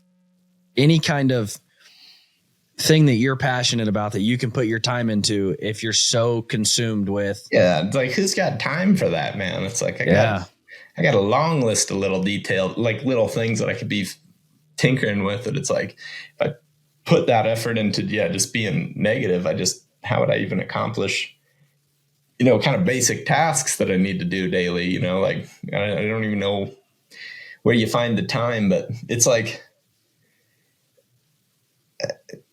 I think the other part of that too, like something you brought up was like talking about like the differences in opinions on like equipment, there was always, which I find this one funny. It's like, there was this time, and I mean, it still happens to a degree, where people were like really blaming like others for making it about public versus private. It's like, I don't know who ever even said that it's about that ever, because I certainly have never thought that. It's like, I don't have anything against anyone that hunts on private land, or do I think that they're lesser of a hunter? Like, that's all just it's such a ridiculous thing to think. And then also, if you're talking about different equipment, like the one that comes to mind right now, and I saw a funny comment recently. So we our second to last video that we posted was our intern Mitch shot a buck. And he shot the buck with a Matthews bow, because that's what he had, because he's an intern. So it's not like he's, just like got a bear right off the rip. Yeah, you haven't earned that yet, big dog. You're right. Yeah. But he's got I think he actually has now a bear. Just actually shot a black bear with this bear last night. But anyway, before that, he was shooting this Matthews and shot it with a mechanical broadhead. I knew when I started going down through the comments that there was going to be some stuff about the Matthews and the mechanical. And one of them was, a mechanical broadhead. I thought those didn't work. And it's like, No one's ever said that. Have we ever said that it doesn't work? Mm-hmm. We've said that here are the things that we have seen that could be an issue. But at the same time, we've absolutely said, you know, when they work, they will work great. There's obvious benefits to having something like that when it works well. And we're not saying it doesn't work. And we're also not telling you to not do it. Do whatever works best for you and you feel the most confident in. But like, to say that we've said that it doesn't work, like, that's crazy. It's just that's crazy. What, like, that's somebody spinning it to be what they want to hear, because that ain't ever what we've said, you know. I did a podcast the other day. Do you follow Zach Evans? Not Zach Evans, Scott Evans. He's like Bow Talk on TikTok or Bow Boy on Instagram. Does like a bunch of funny. Anyways, we did a TikTok live podcast. Mm-hmm. He's big on TikTok. So he's like, let's do a TikTok live. And so all these people are commenting these questions while we're doing it. Well, the question comes up, who's the most controversial people in the industry? And so I made the statement that, well, first off, like, if you're asking me, like, no, I don't think that, you know, I don't think Matt Jennings is controversial. He broke the law. Like, that's black and white. You broke the law. I don't think, you know, the kid who shot the new world record in Ohio that was poached, like, that's not controversial. Right. That's black and white wrong. Yep. I said the people that I view as controversial in the industry is the ranch fairy, because he takes such a strong stance one way. Mm-hmm. And he's, you know, anytime you go to one extreme or the other, it's going to create controversy. Absolutely. Now, the word controversy has a negative connotation that it's bad. Mm-hmm. It's not bad if it can be done correctly. Yeah. If you can sit and have a legitimate conversation with me about the differences in light arrows with a mechanical and a heavy arrow with a cut-on contact broadhead, if we can sit and have a conversation without getting mad and calling people names, then it does nothing but good. Mm-hmm. So controversy is not necessarily a bad thing. I agree. If it can be done in a setting where people won't lose their minds and get mad and frustrated. And so, yeah, I mean, and you guys have, you know, undoubtedly taken that standpoint of like, hey, big, heavy arrows with cut on contact broadheads. That's what we use. Mm-hmm. We never said you're wrong for using them. Right. Because like you said, man, I mean, if I'm shooting if I shoot a deer right through the lungs, I can zip through it with a 350 grain arrow with a 2.5 inch broadhead, mechanical broadhead. And it's going to do maybe better than the heavy arrow with the cut on contact fixed blade. Yep. I'm not saying you're wrong for that. I'm not saying anybody's wrong for that. The buddy I was just telling you about that's getting back into hunting, he's shooting a lighter arrow with a mechanical broadhead. He's not wrong for that. He's not anywhere close to being wrong for that. Do I choose to shoot a heavier arrow with a cut on contact broadhead? Yes, I do. Anyways, yeah. So, but at the end of the day, it's like, man, why can't we just support each other and say, man, just go out and hunt, like whatever you want to shoot, however you want to shoot it, whether you want to hunt public or private, who cares? Go hunt. Like, well, and you brought up branch fairy, and like, here's one of the things that I love about Troy, like, you know, behind the scenes type stuff is like, for years he'd tell me, we'd go down there and I'd be like, you know, man, I'm having like, just always getting these times where I get in this funky arrow flight. Like, I'll be good for a while and then all of a sudden I get a funky. He'd be like, yeah, shoot a 250 spine. And I'd be like, oh, you know, like, no joke, just here's the reason. I had 300 spine arrows. I didn't have 250 spine. So it's like, I'm going to shoot what I got. Well, finally, I kind of, you know, lost and broke enough of those that I got some 250 spine. And by golly, he was right. And when I would tell him that, you know, I'd tell him, you know, well, this is what I got. He'd be like, yeah, it's fine. Like, he wouldn't sit there and be like, well, you're a fool, you know, or you're going to keep getting well, you idiot, you're going to keep. He just kind of let me figure it out on my own, you know? And like, it's not even that I was disagreeing with him. It was just simply that I was like, that was what I had, you know? Yeah. I was trying to tune I got a new recurve and I was trying to tune the recurve and I was getting bad arrow flight. And one of my buddies says, you need to go up to a 200 grain fill tip. They're a little stiff. So if you increase that weight, it'll weaken that spine enough. And I said, I can't do that. And they said, why not? And I said, because I have 950 grain fill tips. So I'm not going to just get rid of 9 fill tips anyways. Right. But yeah, I've been there too, where it's like, I know I need to change my, yeah, I know it would be better, but like I already have 9 of these and I'm not going to just, make all of these useless because I changed my weight. So yeah. And I guess I just think that it's like, I think that's such a huge part of the arrow thing too, where it's like, maybe you don't want to spend that on, or you can't spend that on a certain arrow or broadhead. That's like why I would never, I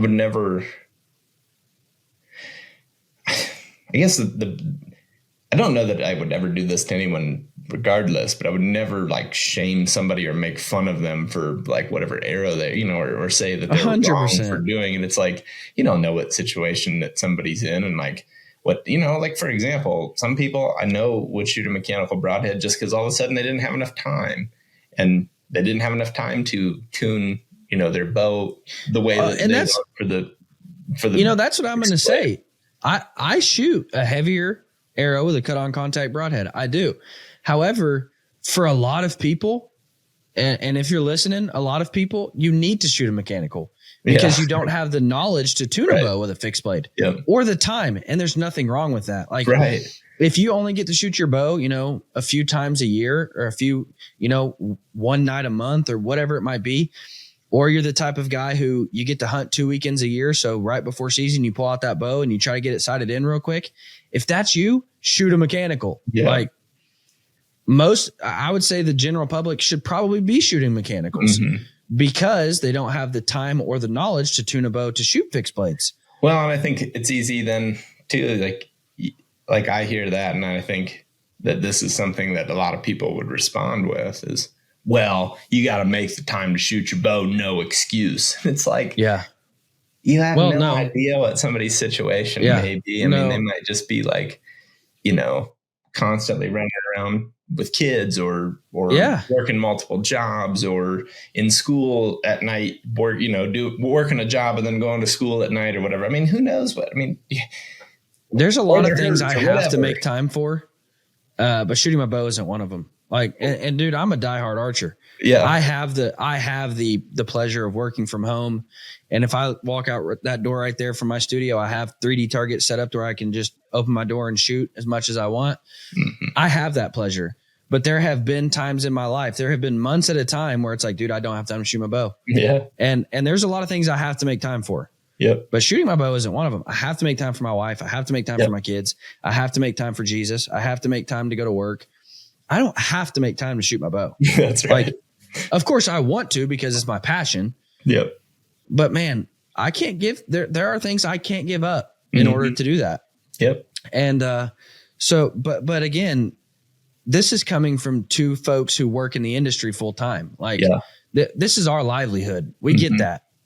But there are a lot of guys out there who, like you said, they're working 2 jobs. Their wife has a job. They've got 3 kids who are all playing a sport. Yeah. And they just they don't have the time to shoot their bow. And if that's the case, screw on mechanicals. Now, hold on. Before I go any further, even if you're shooting mechanicals, please practice with those mechanicals. Oh, yeah. Don't just open your package and say, well, they're supposed to fly like a field tip. Right. Because they don't a lot of times. So still practice with those and shoot them before you go out and try to shoot a deer at them.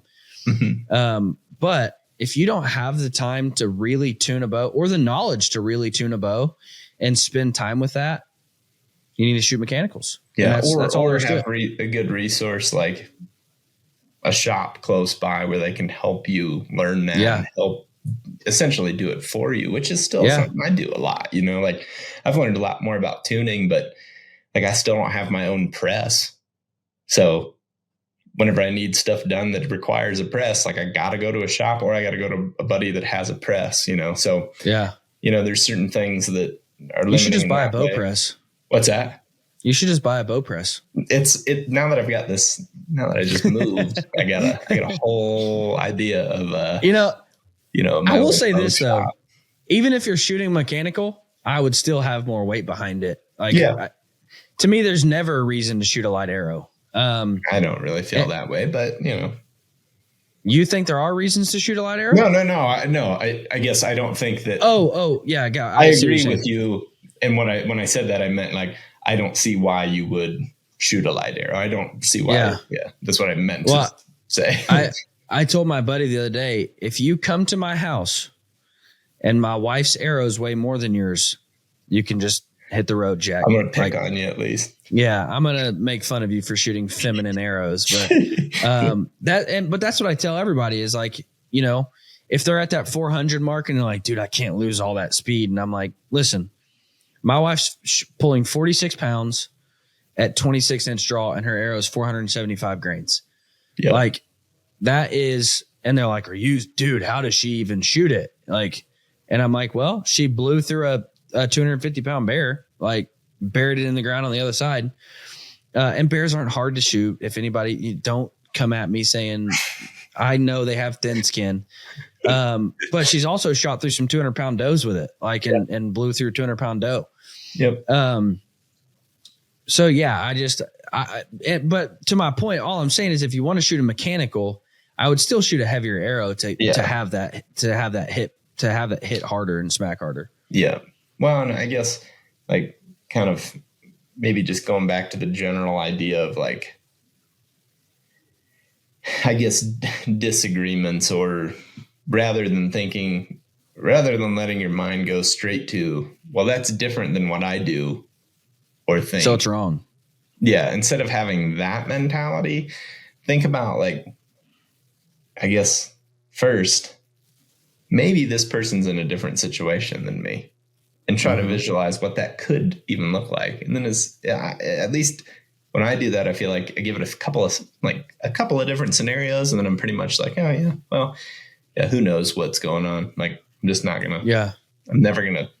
I shouldn't say never. I am not going to think that they're wrong. I'm going to rather think, well, I don't really know what that situation is, and like, who knows why they're choosing to do that? But because I don't know the details, I can't really accuse somebody of being wrong. Yeah. Like that just is, that to me, that's just closed-minded and it's just not good for you. You know, if you got that mentality, you're always going to be mad at something, and you're always going to be thinking that somebody's doing something wrong. And that just, like, I can't imagine that's a good way to be living your life. But me and my buddies, we used to play this. It didn't play a game, but like if somebody drove past us, you know, rather than getting like, they would get mad and get road rage, another buddy would pipe up and say like, oh dude, well his wife just left him and he's flying to the liquor store as fast as he can. Like, or, you know, he'd just come up with all sorts of things like, something to make you not feel anger. Yeah. Dude, their dog is in the back seat, you know, and they're trying to get him to the vet as quick as they can because they have explosive diarrhea, and the dog's pooping all over the car. So they're trying to, you know, reach back there and clean, like funny stuff, but also, you know, kind of anyways. And then it got to the point like where I was, you know, became older and more mature. And I'm like, you know, there's a lot of truth to that. Like so many times we don't know what's going on in somebody's life, but we want to get mad about it. Like, and you know, the perfect example of that is because somebody shot a smaller deer, you want to comment on it. Well, like, dude, I don't know what, you know, that person very well literally might be going through a divorce, or their wife might be battling cancer, and they had one Saturday to go out and hunt, and they shot the first deer they could because their wife can no longer eat store-bought meat, so they have to have meat. Like my dad is to a health point where, you know, the doctor has said like, hey, don't eat beef at all. So like my dad has one choice, eat venison if he wants to eat red meat.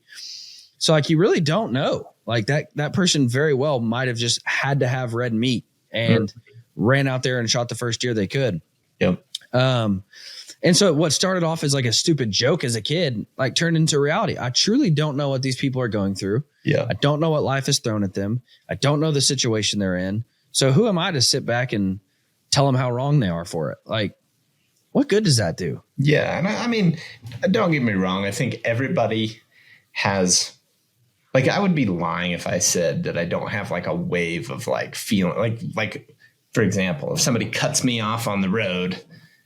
Yeah. To say 100%. That I never have any sort of like, you know, like, what are you doing? Like, but then having the ability to like kind of step back and be like, you know, I probably was wrong there. Like I probably didn't need to be that angry, you know, or, you know, maybe something like, I'm not saying that I don't think either one of us would say that like we perfectly 100% life and never make mistakes like 100%. That. 100%. Unnecessarily frustrated at a situation that you don't understand. But like, I think it's important to like always reflect too, and then try to spin things more often in a positive way. Like what you're saying, yeah. Like when you have that moment with your buddies where you're like, well,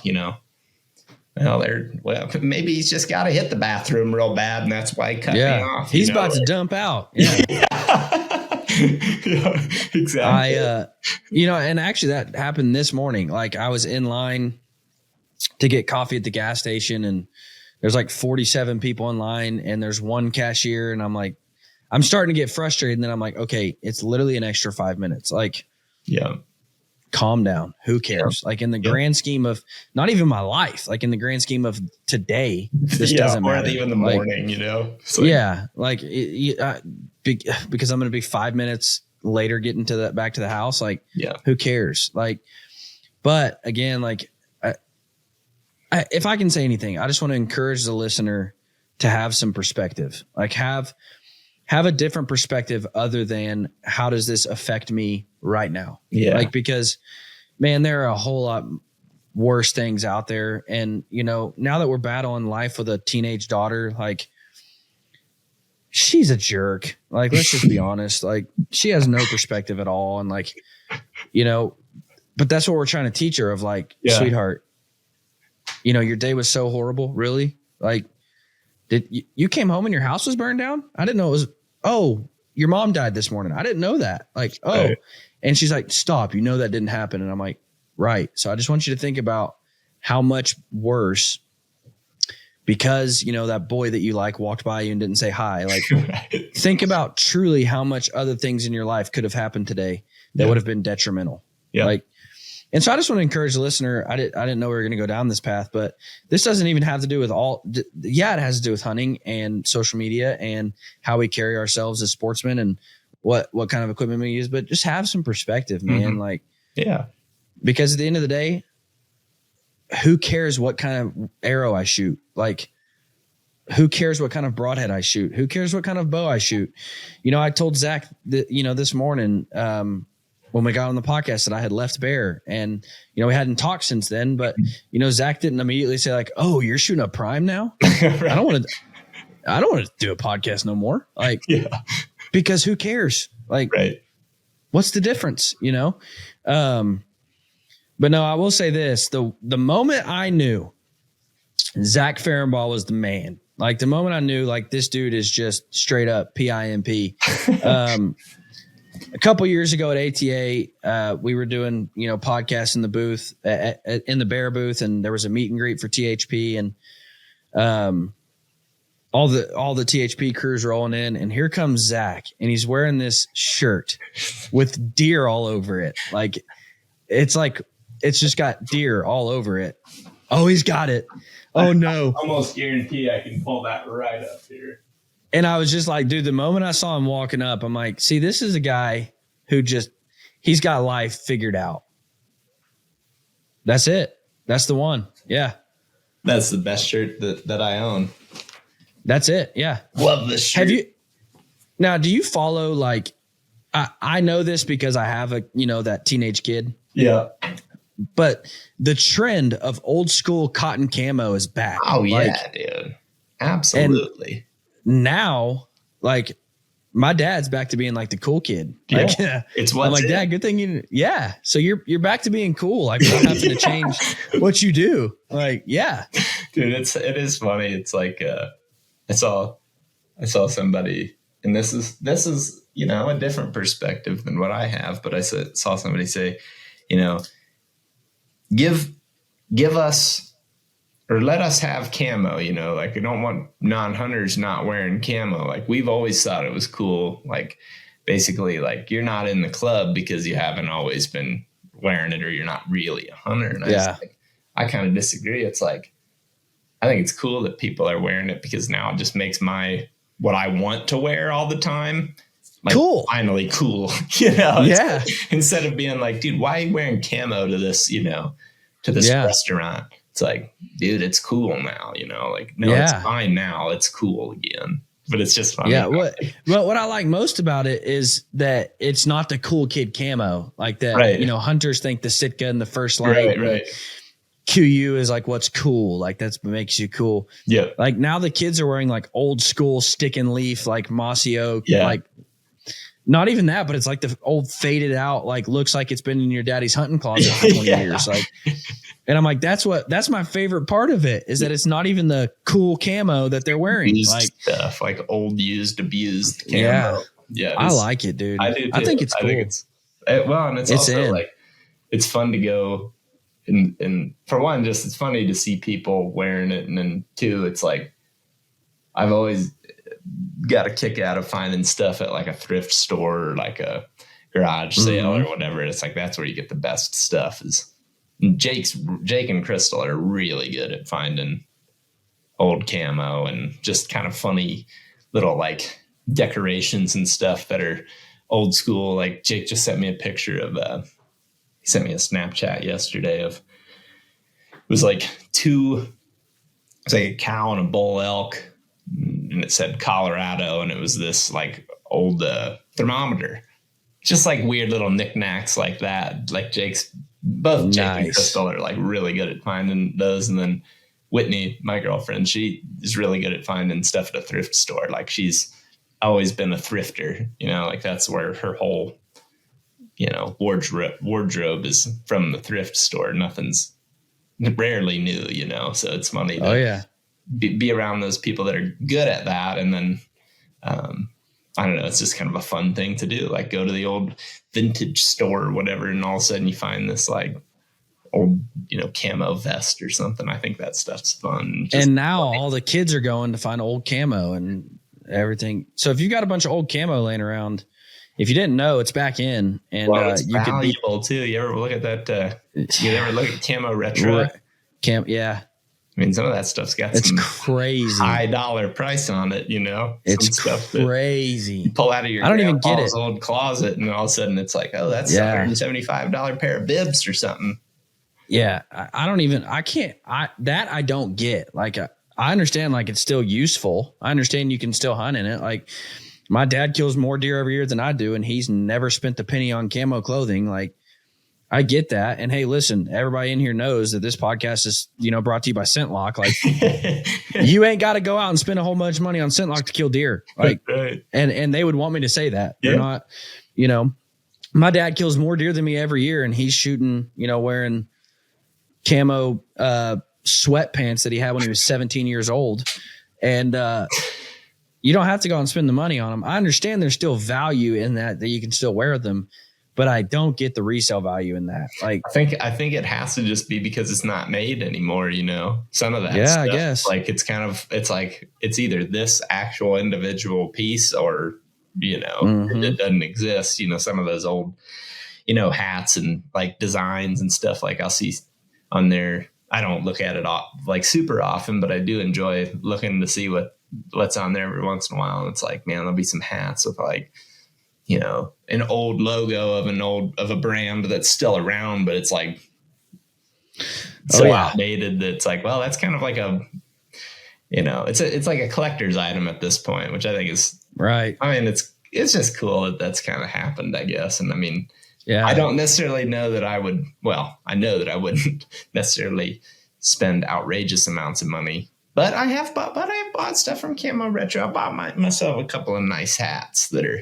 You know, that's why I'm so glad that, like, even outside of camo, like, I'm just glad the old school grandpa hat is back. Like, now it's cool again. I used to make fun of my grandpa for wearing them. Now it's like now they're cool. Yeah, we always talk about it's like this kind of appearance with the old grandpa hat, and then all of a sudden, I look at myself in the mirror, and I'll be sitting there like this, and it's like, well, I guess I just became that. yeah, no kidding. Before we go, man, what all? Where you got teed up next? What's your next hunt? So we've got I've got a whitetail tag, another plains hunt that for archery that I'm going to be doing. And this is a area that I've hunted the last couple of years. Kind of one of those areas that I've been, you know, kind of more behind the scenes thinking about even more than, you know, probably meets the viewer eye, just because I've just had a lot of hunts where it's like, I know I'm really in the game, but I don't see anything. So ultimately it's kind of like, I know people like seeing unsuccessful hunts, and I love producing unsuccessful hunts. I really do. But if there's not like a good way to kind of tie up that lesson, because you don't actually see anything or whatever, it does become hard to make videos. So I guess without getting too deep into that, that's an area that I'm looking forward to hunting.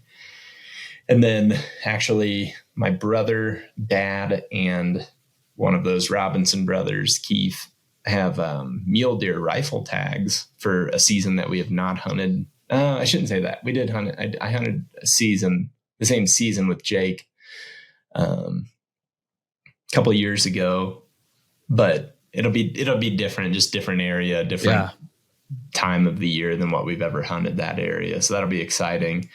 And that's like a 9-day season. So having the 3 tags for that will be fun, because we can split up, we can hunt together. We could have somebody be the spotter and somebody be the stalker. Just different tactics could come into play there. And then I kind of have some more time in November kind of carved out for doing that plains bow hunt. And then if I manage to be successful during that, my idea is I really want to go back into a northern state and try some tracking with the rifle. Last year we had on our muzzleloader hunt where we do drives as a group, we had some snow and got to do a little bit of tracking as a driver through that, and just kind of relit that fire to go do that. That's cool. I really, really think that's a cool way to go about hunting, and something that's unique to, kind of North Woods. And I mean, you could do it in the mountains too. And ideally, we get some snow for some of those, mule deer hunts and stuff like that. But I really enjoyed tracking, and I've even kind of, I feel like, learned from tracking elk and, quote unquote dry ground, no snow, in just like low deer density areas, even in the timber where you got leaf litter on the ground, like just constantly learning about how to age tracks, and, having the snow and the rifle kind of in low deer densities kind of just is going to be a cool, unique adventure. And so that's kind of the ideal. And then you're just an old school woodsman. Well, I feel like I like to think that best I can, we can, me and friends and whoever really who likes that type of stuff. It's like just trying to keep those things alive, not letting them die with, just the ever changing hunting culture, there's a lot of things that are cool, but like, making, I think I said this last time we talked, but you really do got to get a recurve. I got several of them in the basement sitting there waiting for me. I was actually you've got to do it, man. Tom Klum, listen, we're coming to you. I'm going to fly to Denver and we're just going to go I like to go once a year and just get touched up. Tom constantly is like, dude, here's what you're doing. Like you fell back into that. Like, and if I can't make it, I'll just send him videos and just say like, hey, break me down. And his response usually makes me tear up, makes me really feel like a worthless piece of trash.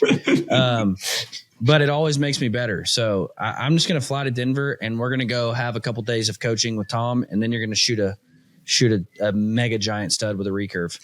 It's something that I definitely am hopeful for the future. And I think like, if I start doing that, like I always say, my problem that I want to be all in or like all out. Like, it's like, if I'm going to commit to hunting with the thing, it's like, once I make that commitment, I'd like to be able to say, okay, I've practiced enough now to where it's like, this is just how I'm going to do it from now on. And, that's definitely in the future, but I guess a couple other hunts before I get too sidetracked thinking about the recurve that I think are going to be cool is we actually have plans to hunt Florida later in the season. Ooh, that'd be cool. And then did you guys go down to the I don't think you did, but Bear just did like the big media day for their new bows and brought a bunch of the Aaron, celebrities out. I want to say Aaron was there. Very I was cool. not, but I want to say Aaron maybe was there. Well, the reason that popped into my head was I was still at Bear when we started planning that. Started talking about that, and I said it needs to be like a hunt. Like, let's go out and shoot pigs with the new bows. Like, here, you're seeing the new bows, you're seeing how they're made. Now let's go out and shoot a bunch of pigs with them and test them, the proving grounds, if you will. So what else other than Florida you got? I think we'll do the muzzleloader hunt where we do the drives. That's kind of become an annual thing with a pretty big group of buddies. And that's something that I really enjoy. I think that's probably one of my favorite hunts every year, just because of the unique strategy behind it. Like, there's a lot of times where throughout the season, I guess you're like solo hunting a lot of times with a bow or a gun, muzzleloader, or whatever. But, being able to hunt as like one unit with multiple people is super fun and has proven to be challenging in different ways than what I anticipated. Like, when we first started doing it, we were like, oh, we're going to, roll right in there and be successful. And then all of a sudden, a couple of years had went by and we still hadn't got one. And it's like, wait, maybe we really don't know what we're doing. And I think that, and it's slowly, like, we've become more successful. And last year we had by far our best year, but that's just one that I always look forward to because it's something so different. And there's just so many like little logistic things that you have to be thinking about, because, it's like I think like when I was younger, I was not a fan of deer drives. I thought they were wrong. And I, had that strong opinion, where I kind of just had my one. I always kind of thought it was like the trashy way of hunting. Like, what's that? I always kind of like thought it was like the trashier way of hunting, Yeah.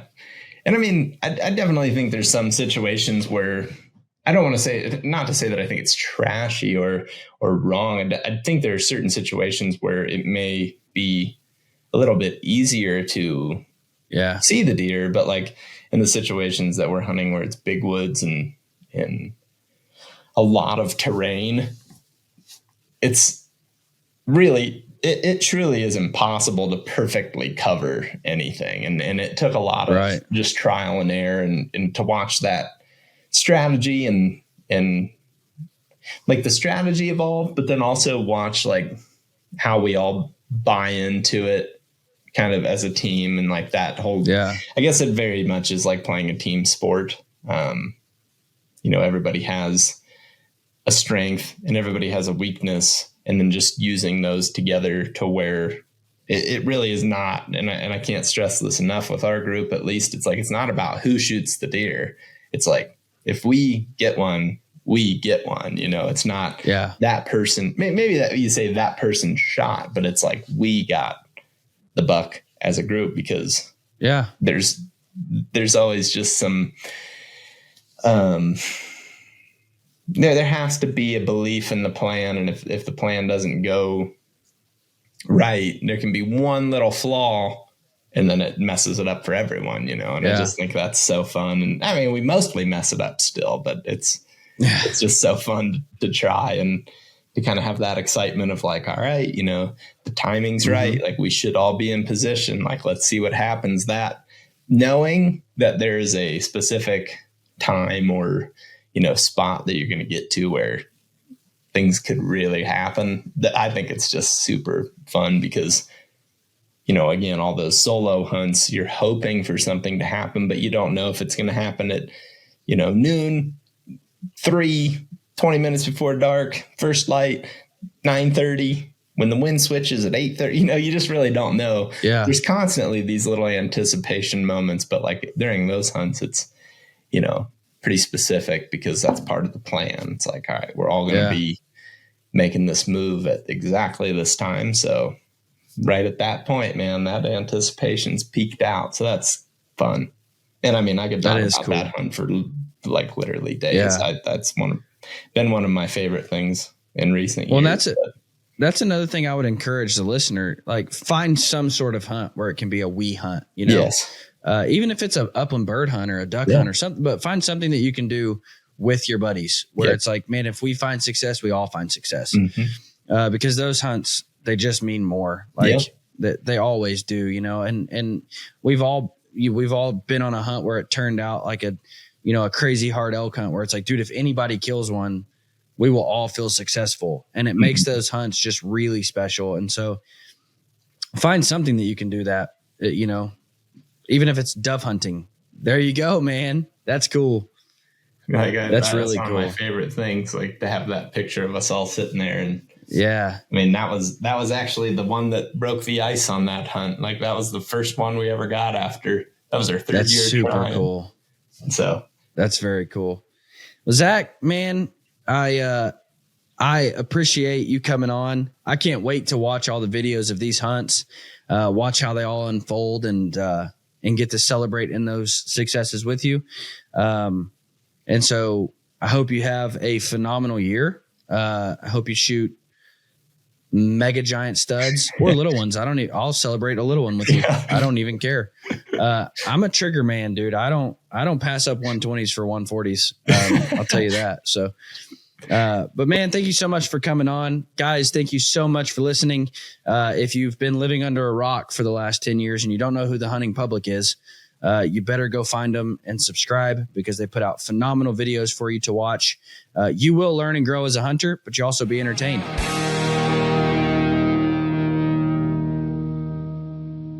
If you are a traditional archer, then you are probably familiar with Three Rivers Archery.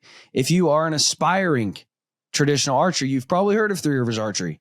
And if you are even curious about traditional archery or hope to do it one day, you need to become familiar with Three Rivers Archery. Why? Because Three Rivers Archery is a wealth of knowledge on all things traditional archery. You can call those guys up, whether you're going to buy from them or not, and ask them any question under the sun, and they'll be able to help you. From spining of arrows to weights of broadheads to string links to AMO links, any question in between, tuning a bow, they are there to help you.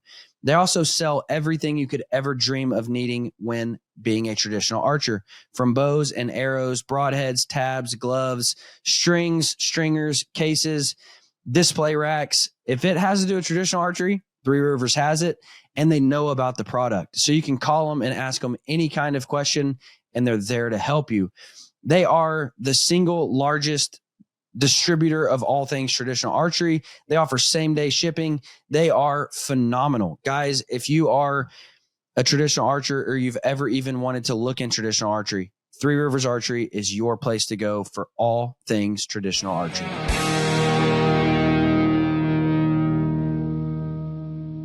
So go find the hunting public and watch those guys.